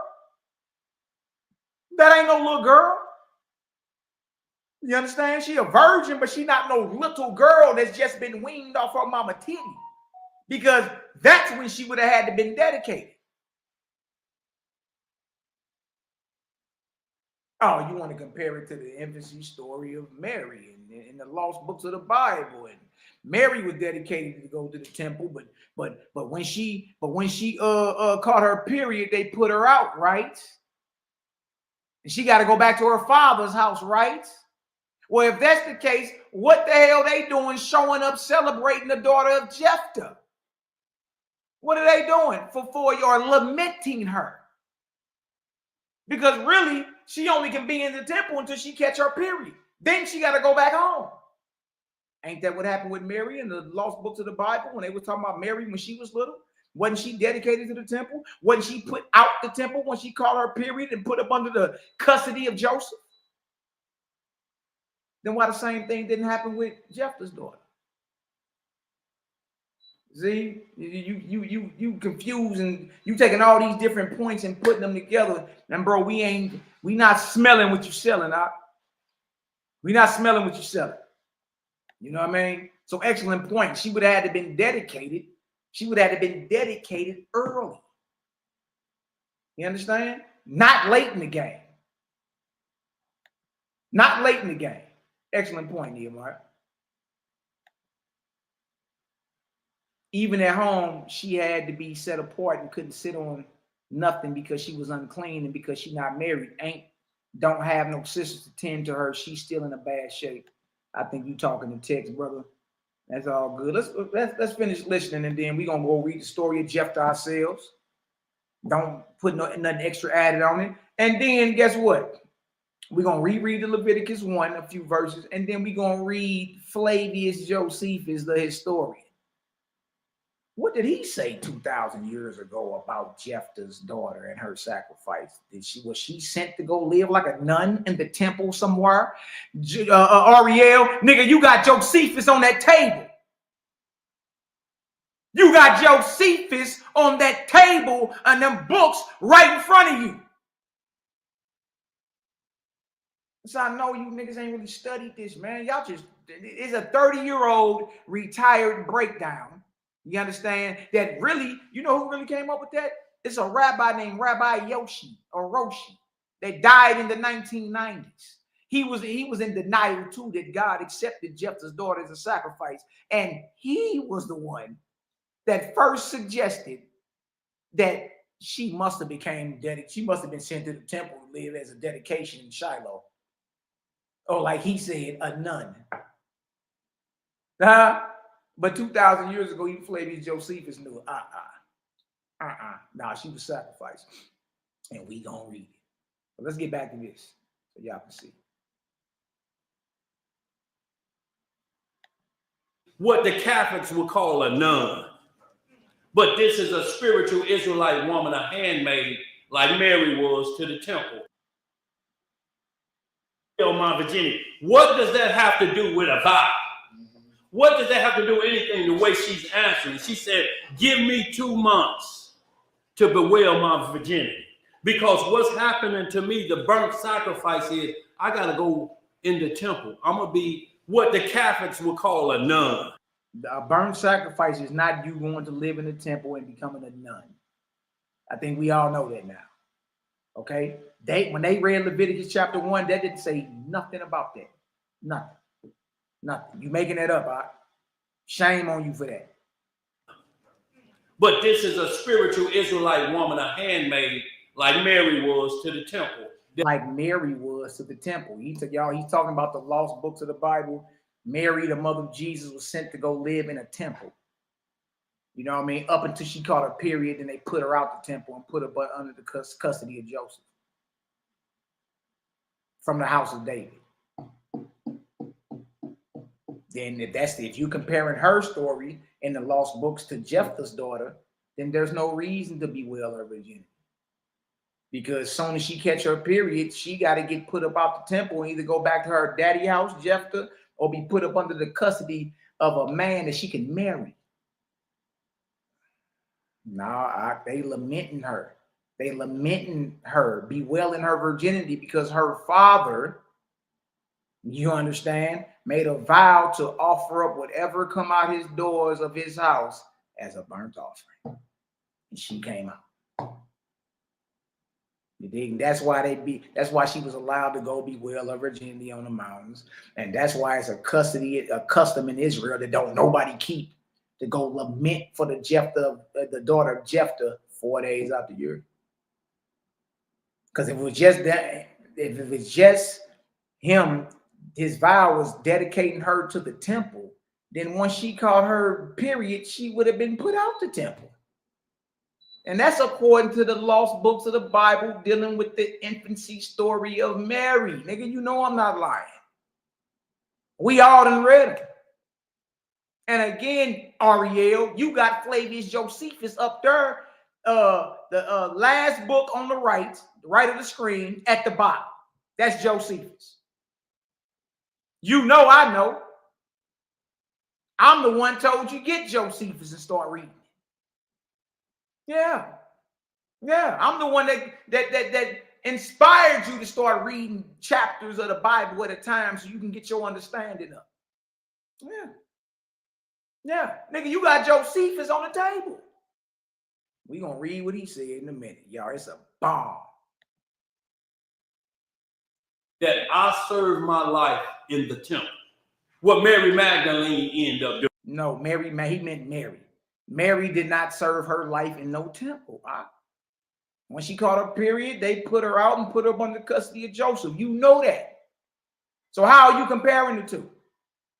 Because Jephthah's daughter would have just been sent away until she caught her period and either been sent back to his house or put up under the custody of a man that she could marry. Either way, there's no reason to bewail her virginity if she's being dedicated to the Lord. Do it. What Romans 16, all of them sisters that it say, I want to shout these sisters out in Romans 16. Mm-hmm. These are the ones who made themselves a burnt sacrifice to the Lord. Hey, man, hey, bro, hey, man. Now you throwing out Romans 16 and Paul name off Saul of Tarsus name off all these people. You know what I mean? All these women. And he like, that's a burnt sacrifice to the Lord. Daniel, bro, is looking bad. It's all over but the shout, big dog. It's all over but the shout, man. The crazy part about it, you know better. That's why I'm tripping off of. I'm like, man, why is he even acting like this? Feel me? Watch this. They don't want no husband. I don't need a husband. So now we back in 1 Corinthians 7, where it say the man that have a wife care about the things of what first? His wife, and then the Lord. But the man that don't have a wife think about the Lord first. Well, that ain't saying don't marry a woman, be fruitful. It just say you got something else on your plate you got to deal with, called a wife. Right. And that may limit your time with me unless she understands your position with me. Right. Then you won't have no problem. But if you got to straighten out home first and then get back to me, you're going to be in a rough contest for a little while. And that's why Paul asked, is it good that a man touch a woman? He ain't asking to telling you to be, oh, you a simp, you a chump, scared of women. No, he wasn't saying that. He say, when you touch a woman, you going to find out what the real deal is. You're going to find out at that point because there ain't no turning back once you've been down there and took a bite out of that nectar. Ain't no going back. Ain't no going back. What are you talking about? And y'all, then everybody just laughing. Once you go down there and get a taste of that nectar, y'all not even realizing he just made his own definition of a burnt offering. He just made it right up. Made it right up. Let's read some more. Yes, sir. Yes, sir. Go ahead, bro. Yes, ma'am.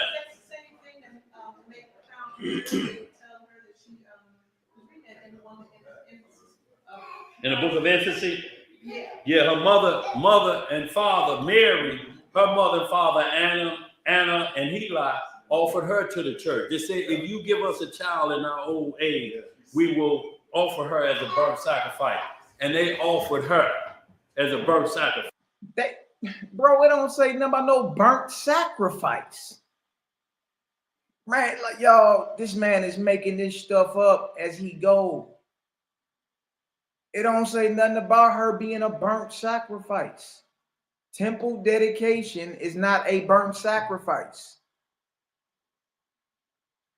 Temple dedication is not a burnt sacrifice. Man, y'all see how he can just rattle that off? He didn't even show it. He didn't even show it. Fine. Yeah, all right. They offer her as a burnt sacrifice in the sense that she worked in the temple her whole life. This is why she's bewailing her virginity. She's basically saying, Mary did not work at the temple her whole life. Daniel, you know the story say when she caught her period, she was put up out of there. You see? And she wasn't a virgin her whole life. Matthew 1:25, Joseph knew her once she brought forth her firstborn son.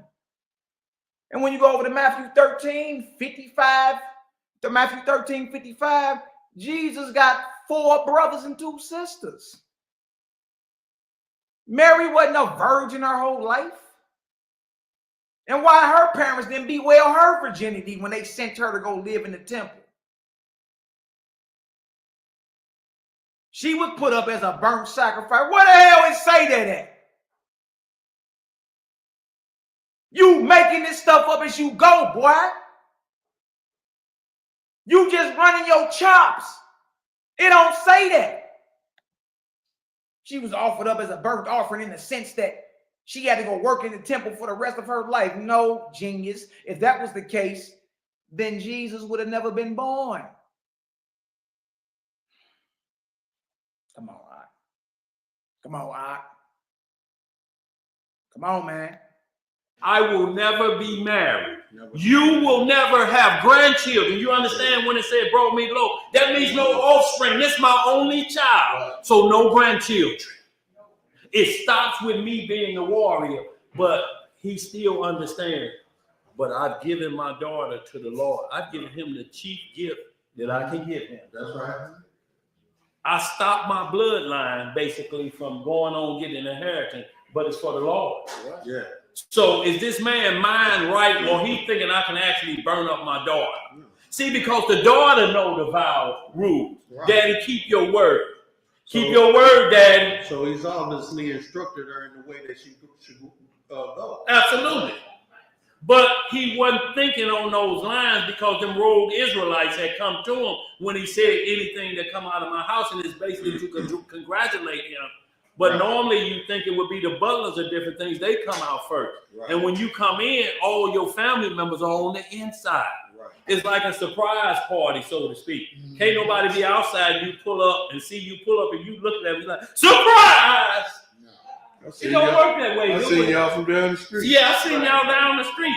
Yeah. Let's finish that up, y'all, so we can read these last few and close out. Verse 38. Yeah.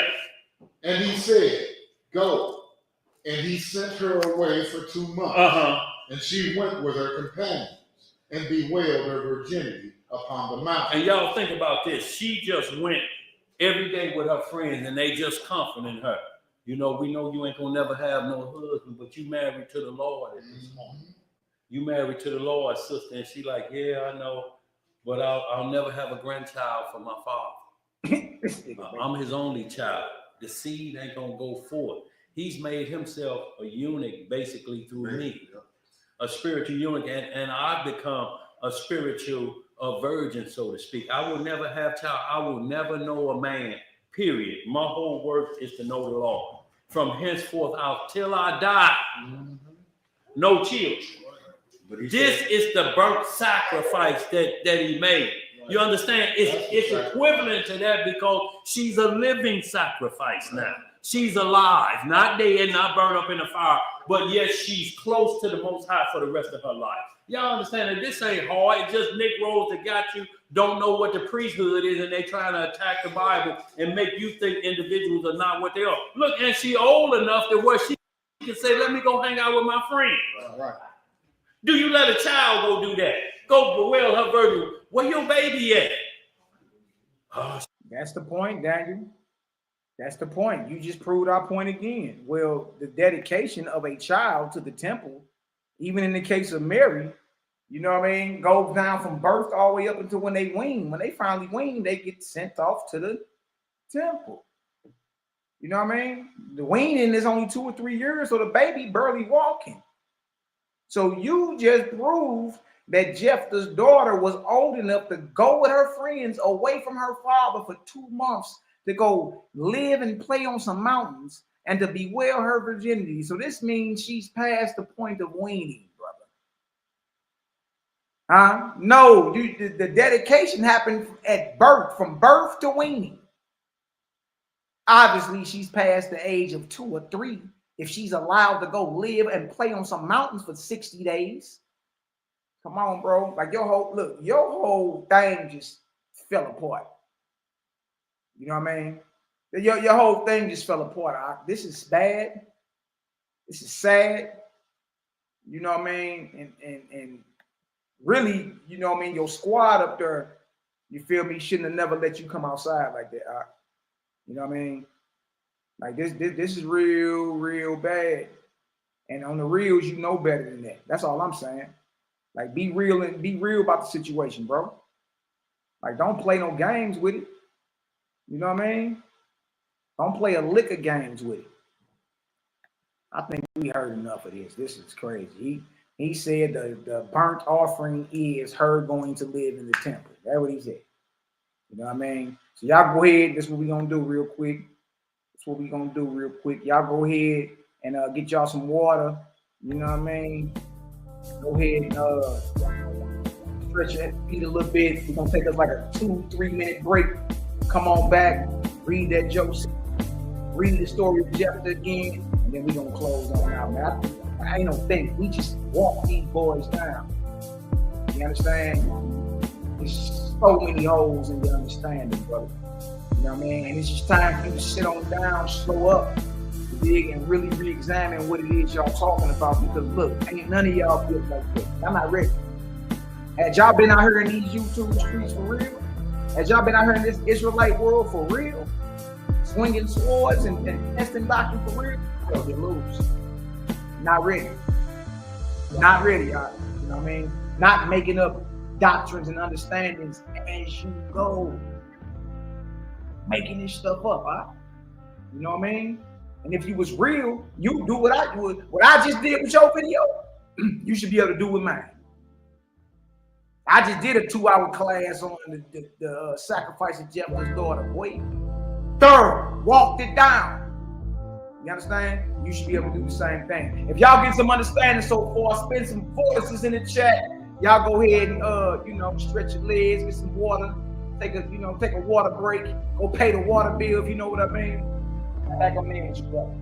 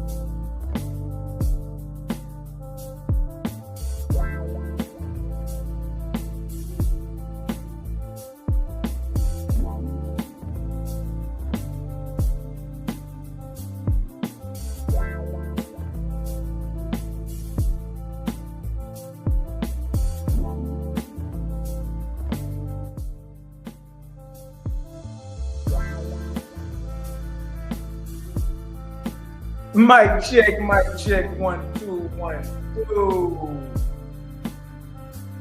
Glad y'all got an understanding of this deal, man. Let me look at some of these comments. What's going on?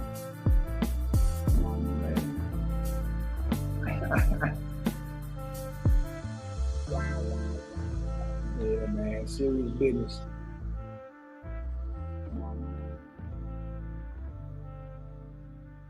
Yeah, Z, stop running through it. I'm almost done. Stop running through it, though. Go sit down. Hey, John, bounce.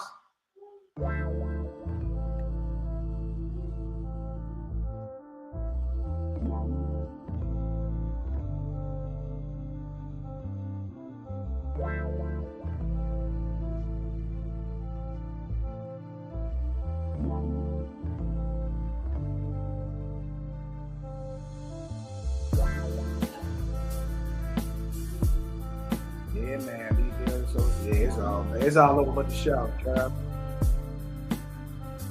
I made it up. Bronze know all them bros down there. Bronze know everybody at that table. Ain't looking too good, Bron. Making this stuff up and keep going. What the hell's wrong with this man? He said the burnt offering was she went and stayed at the temple like a nun, like the Catholics do the nuns. Good Lord. The hard part of this wake up is having to go back and tell people you were wrong. Do it now while it's on this side. Pray to you go walk and forth with much meditation, break me free from the spell. I've been above the STL for many years. Now I can smell this cookie. Facts. Okay, all you gotta do is just get out your own way. That's it, man. That's it. Get out the way.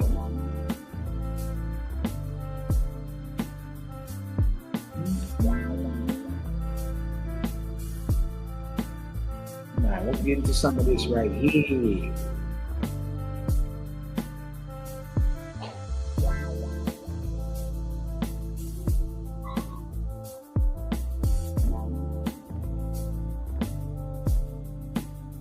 All right. Let's read this Josephus real quick. I got you, brothers, sisters. Present this. Share screen.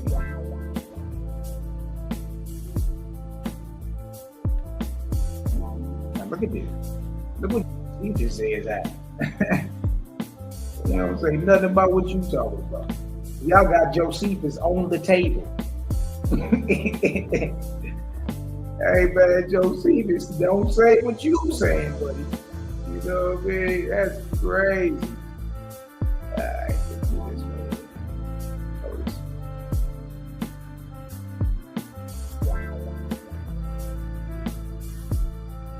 So we got to all right, right here.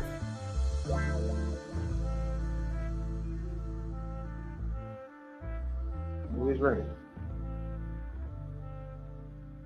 Here is the text. Make sure y'all can see that. Are we looking? Yeah, we can see that. We're going with the sounds. 35, 33. I'm pretty sure I can be heard. Okay, cool. Now look at this. Here is the text from Flavius Josephus' Antiquity of the Jews, Book 5, Chapter 8, Sections 8 through 10, which describes the sacrifice of Jephthah's daughter. Now, Jephthah, as soon as he had returned from war, performed his vow to God, as he had promised. For he had a daughter who was his only child, and an only heir, and a most excellent person. Her name was Selah. Now you know her name. Look at this. Now, when the days of the feast, Now, when the days of the feast came, which were days of rejoicing, Jephthah became very sorry, and his wife also, upon the consideration of the vow which he had made, for he had vowed to sacrifice his daughter to God and to offer her as a burnt offering. Daniel Solomon, look at this. Now, when the sacrifice was ready, Jephthah brought his daughter to the altar and was ready to sacrifice her. But the high priest and the people were in great grief and lamentation and were in doubt what to do. For they did not think it just to slay a human sacrifice, but they were afraid to speak against it because it was a vow. Even the high priest and them was like, and you kept saying, it got to be a priest there. It got to be a priest. Josephus said the priest was there. You know what I mean? But they ain't want to do it because they like, no, in our history, we ain't never. Abraham almost did it, but we ain't supposed to be doing this. But they were afraid to speak against it because Jephthah vowed. Vowed what, Malachi? The burnt offering. The burnt offering.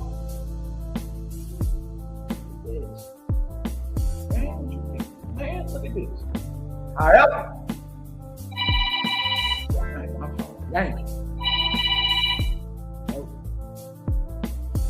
However, Jephthah's daughter did not bewail her failure, showed a great deal of courage and of generosity of mind. But when her father exhorted her to be cheerful and to bear this calamity with patience, because it was a sacrifice to God, she replied, "Oh, my father, you have vowed a vow to God.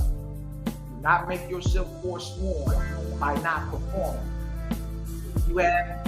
If you have not made such a vow, if the vow wasn't a burnt offering, let us not slay a human sacrifice to God, as if he were pleased with such sacrifice."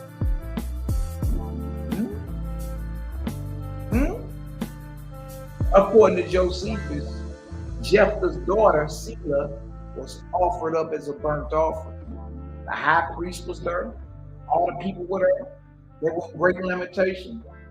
And it was an offering to God as a burnt offering. And those we told her, bear this calamity with patience. Why the high priest and them ain't happy? Like, okay, she coming to be dedicated into the temple. Everybody lamented. Everybody sorrowful. Why? Because she's going to be dedicated to the temple, Daniel Solomon? Genius? No. The woman was offered up. Selah is her name. Now you know her name. She was offered up as a burnt sacrifice to God because Jephthah made that vow. That was his vow. That had nothing to do with what you said. That don't say nothing about her becoming no damn nun, boy. That don't say nothing about her becoming a nun.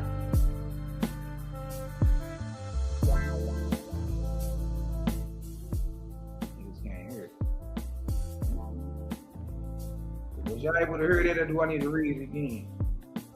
Like saying, turn the background music down. Was y'all able to get that understanding though? Josephus just admitted that Jephthah's daughter was offered up as a burnt offering to God. He had to perform his vow. Him and his wife was grieved. The high priest was grieved.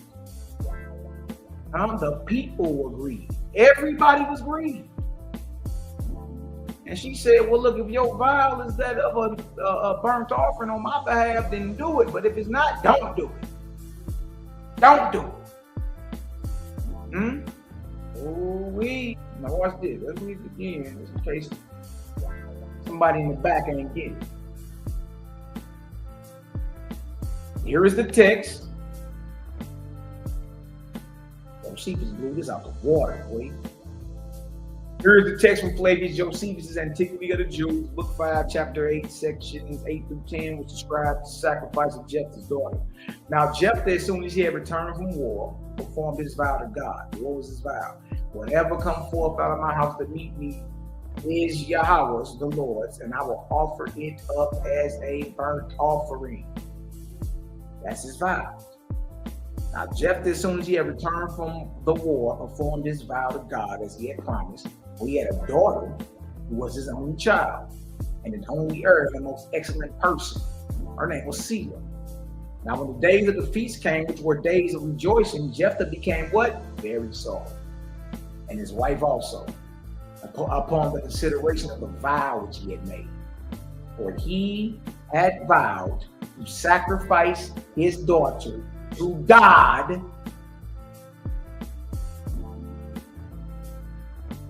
and to offer her as a burnt offering. That sacrifice had nothing to do with her being sent to the temple to live the rest of her life out. Nothing to do with it.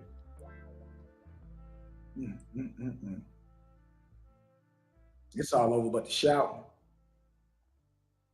It's all over but the shouting. You know what I mean?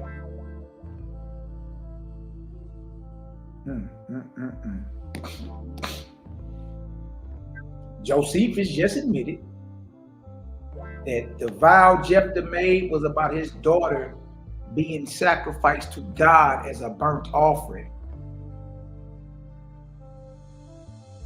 And Josephus 2,000 years ago is saying what we saying. Like, yeah, that was a burnt offering. God, that was a burnt offering to biblical God. Yeah, she was offered up. The crazy part about it, Ariel got that book on the table. What's his vow? We'll get back to it. Section 9. Now, when the sacrifice was ready, Jephthah brought his daughter to the altar and was ready to sacrifice her. There go the altar, and they don't say brought her to the temple so she can be prepped to live the rest of her life as a virgin. She was offered up as a burnt offering to God. But the high priest, who the high priest? The different orders, and the high priest was right there. And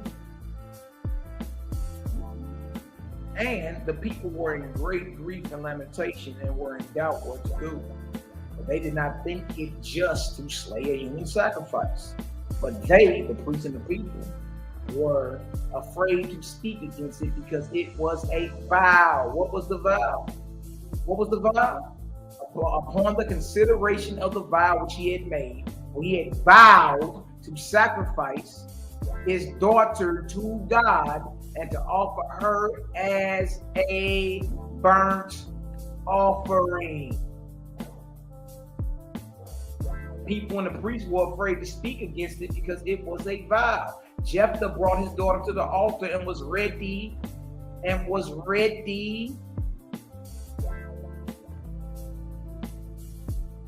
to sacrifice her.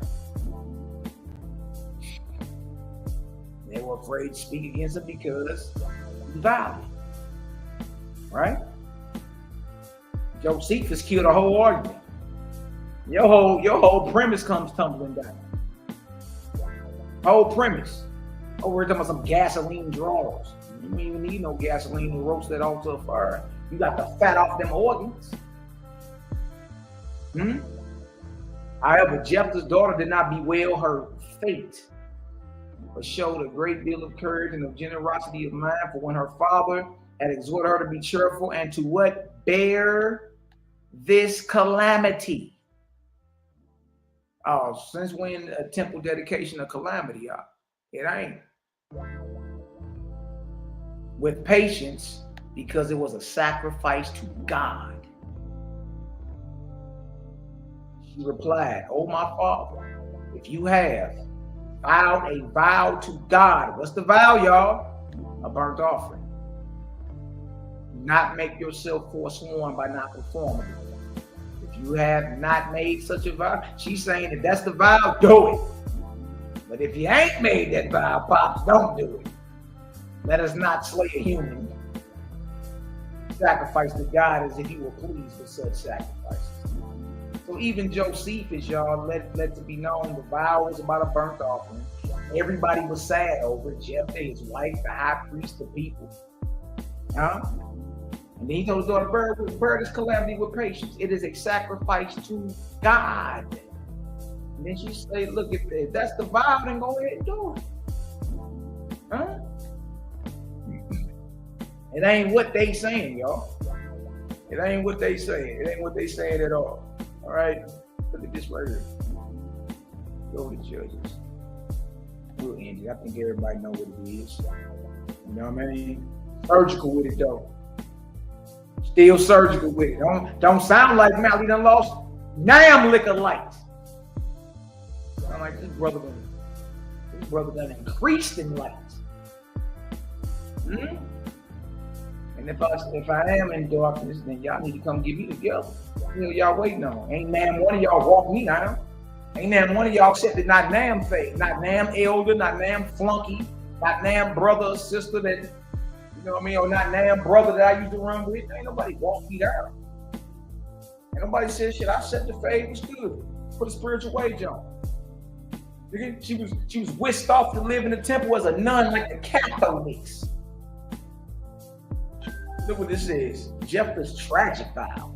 When the spirit of Yahweh came upon Jephthah, he passed over Gilead. And Manasseh, he passed over Mitzvah of Gilead. And from Mitzvah of Gilead, he passed over unto the children of Ammon. Slow up.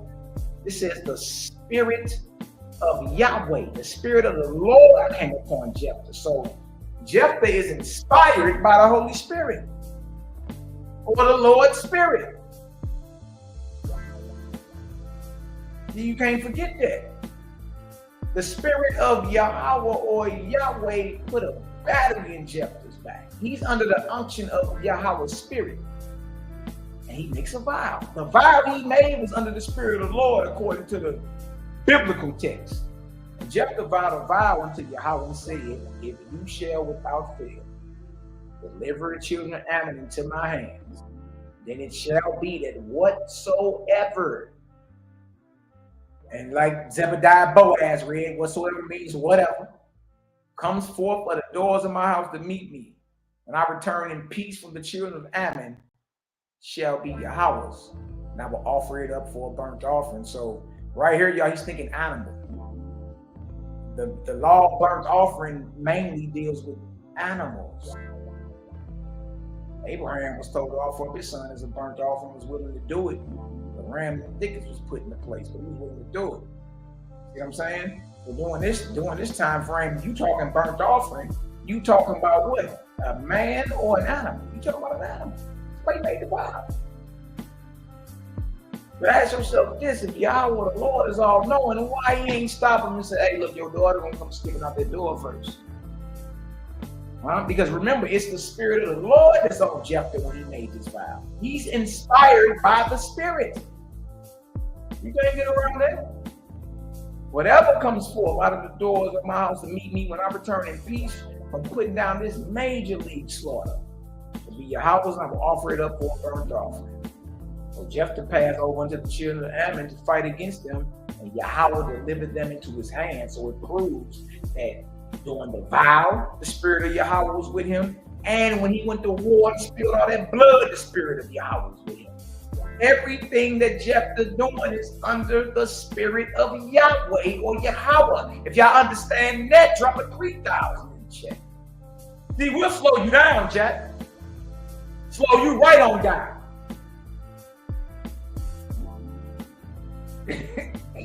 Slow you right on down. Daniel Solomon just profaned over the spirit by burning false witness, so won't be given this stuff. Daniel just don't know what he's talking about. You know what I mean? You getting along with it too. You remember when you was trying to retire off the front line back around 2014, 2015, Daniel Solomon? He was like, now I don't know, man.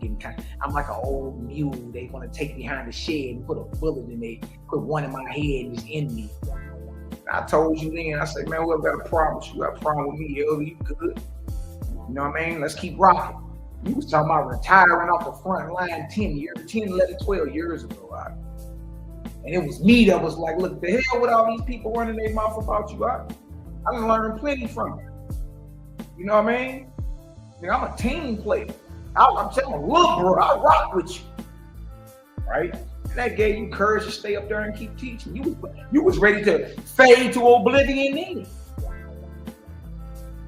Come on, come on, you better than that.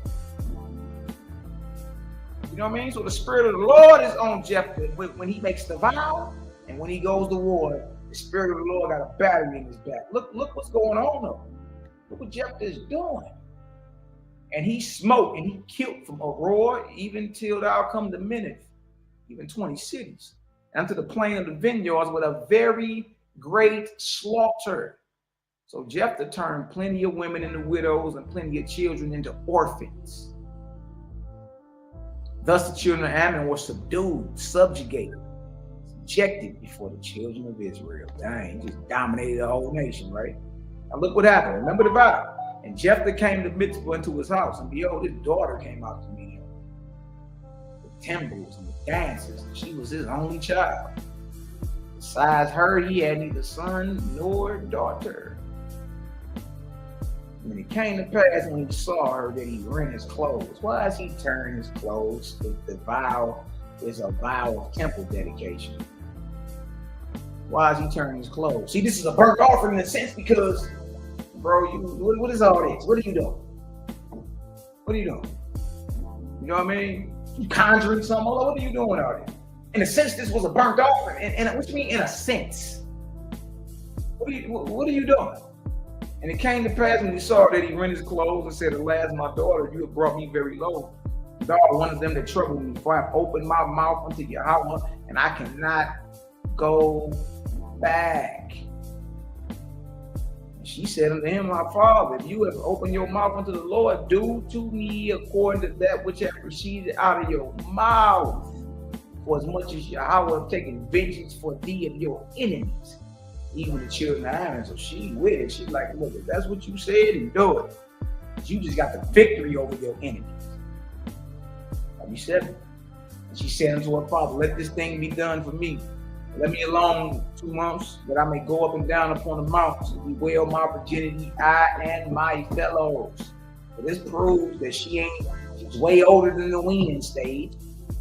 That's the stage in which she would have been dedicated to the temple, such as a Mary that Daniel was talking about in the infancy story of Mary in the lost books.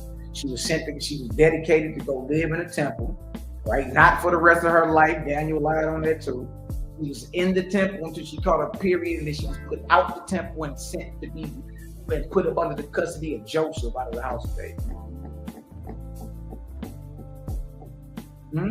She old enough to go away with her friends for 60 days. She ain't no little girl. She ain't 3 years old. She ain't 2 years old, just learning to walk.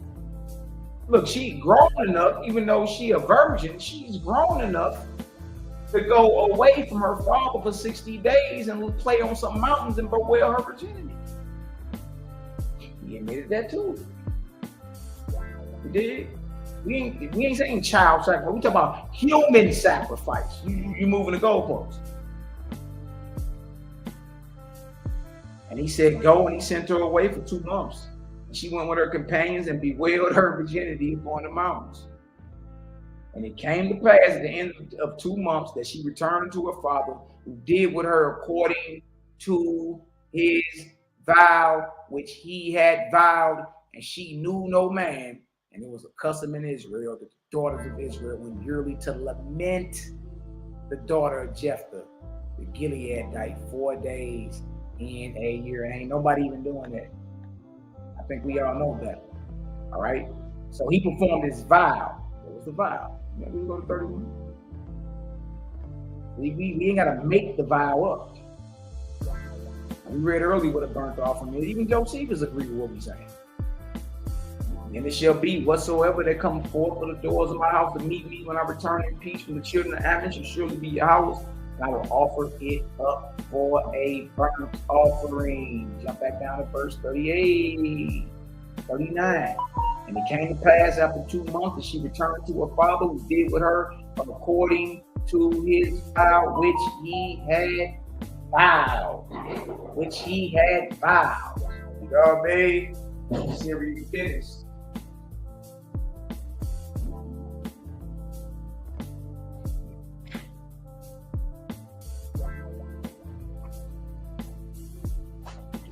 Which it says that she returned to her father, who did with her according to his vow, which he had vowed, and she knew no man. See, the vow was a vow of burnt offering. It was not what Daniel Solomon just said and made up. We showed it. We even went to the historian Flavius Josephus. He even admitted that's what happened. You know what I mean? So, you know, you can choose to be in denial about whatever it is, but the truth of the matter is that's what happened.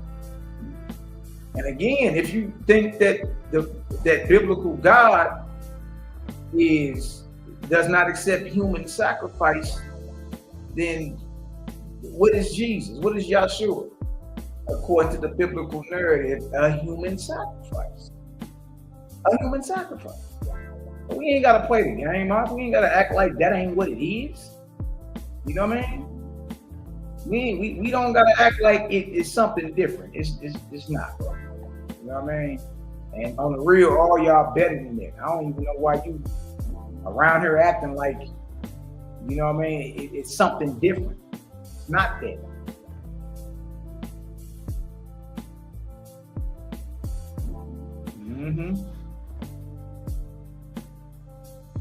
Here we go right here. Let's pull this back up. Show y'all that Christ is a human sacrifice. Then we'll get up out of here. I got some things to do. Inmates running the asylum.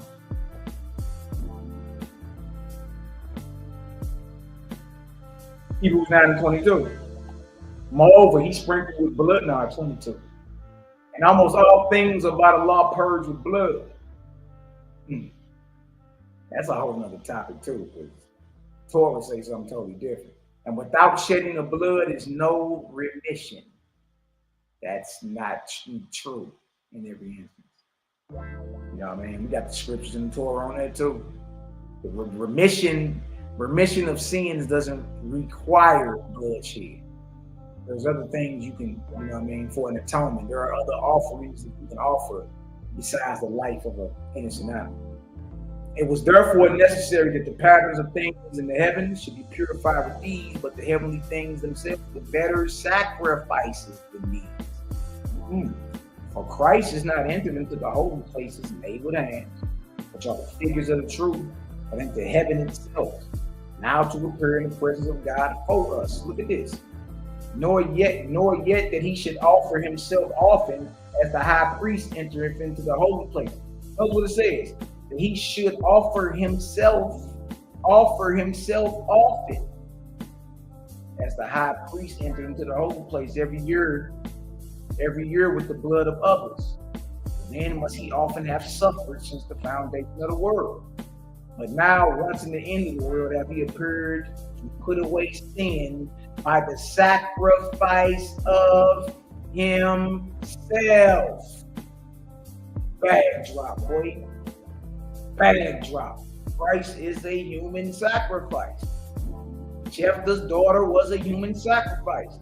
Biblical God accepts human sacrifice. It ain't hard, man. You got to get out your own way. You feel me? So if y'all got some understanding today, you know what I mean? Y'all drop some 3,000s in the chat for the off-cycle times, man. Y'all love, life, healing, balance, and all that good stuff in between in the name of the creator, the God maker, the great spirit. You understand? Creator of suns, moons, and stars, whose magnitude is incomprehensible and whose presence is everywhere. Everywhere but unseen. Not in the form and figure and image of any man, woman, angel, or animal. I know that's kind of hard to fathom, but the Creator gave you an objective example, right in your face. I'm on this earth.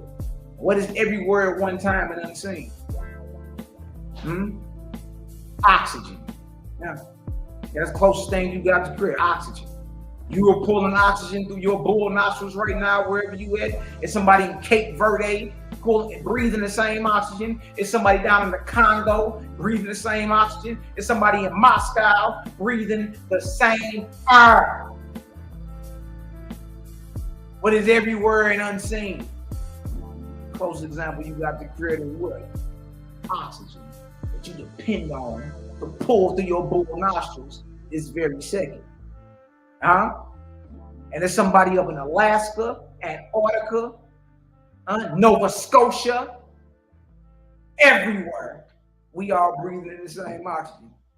But yet that oxygen is unseen. That's the closest example you got to create. Ever present and unseen. All powerful, all knowing, sees all, hears all, every thought, action, feeling of every man, woman, angel, and God.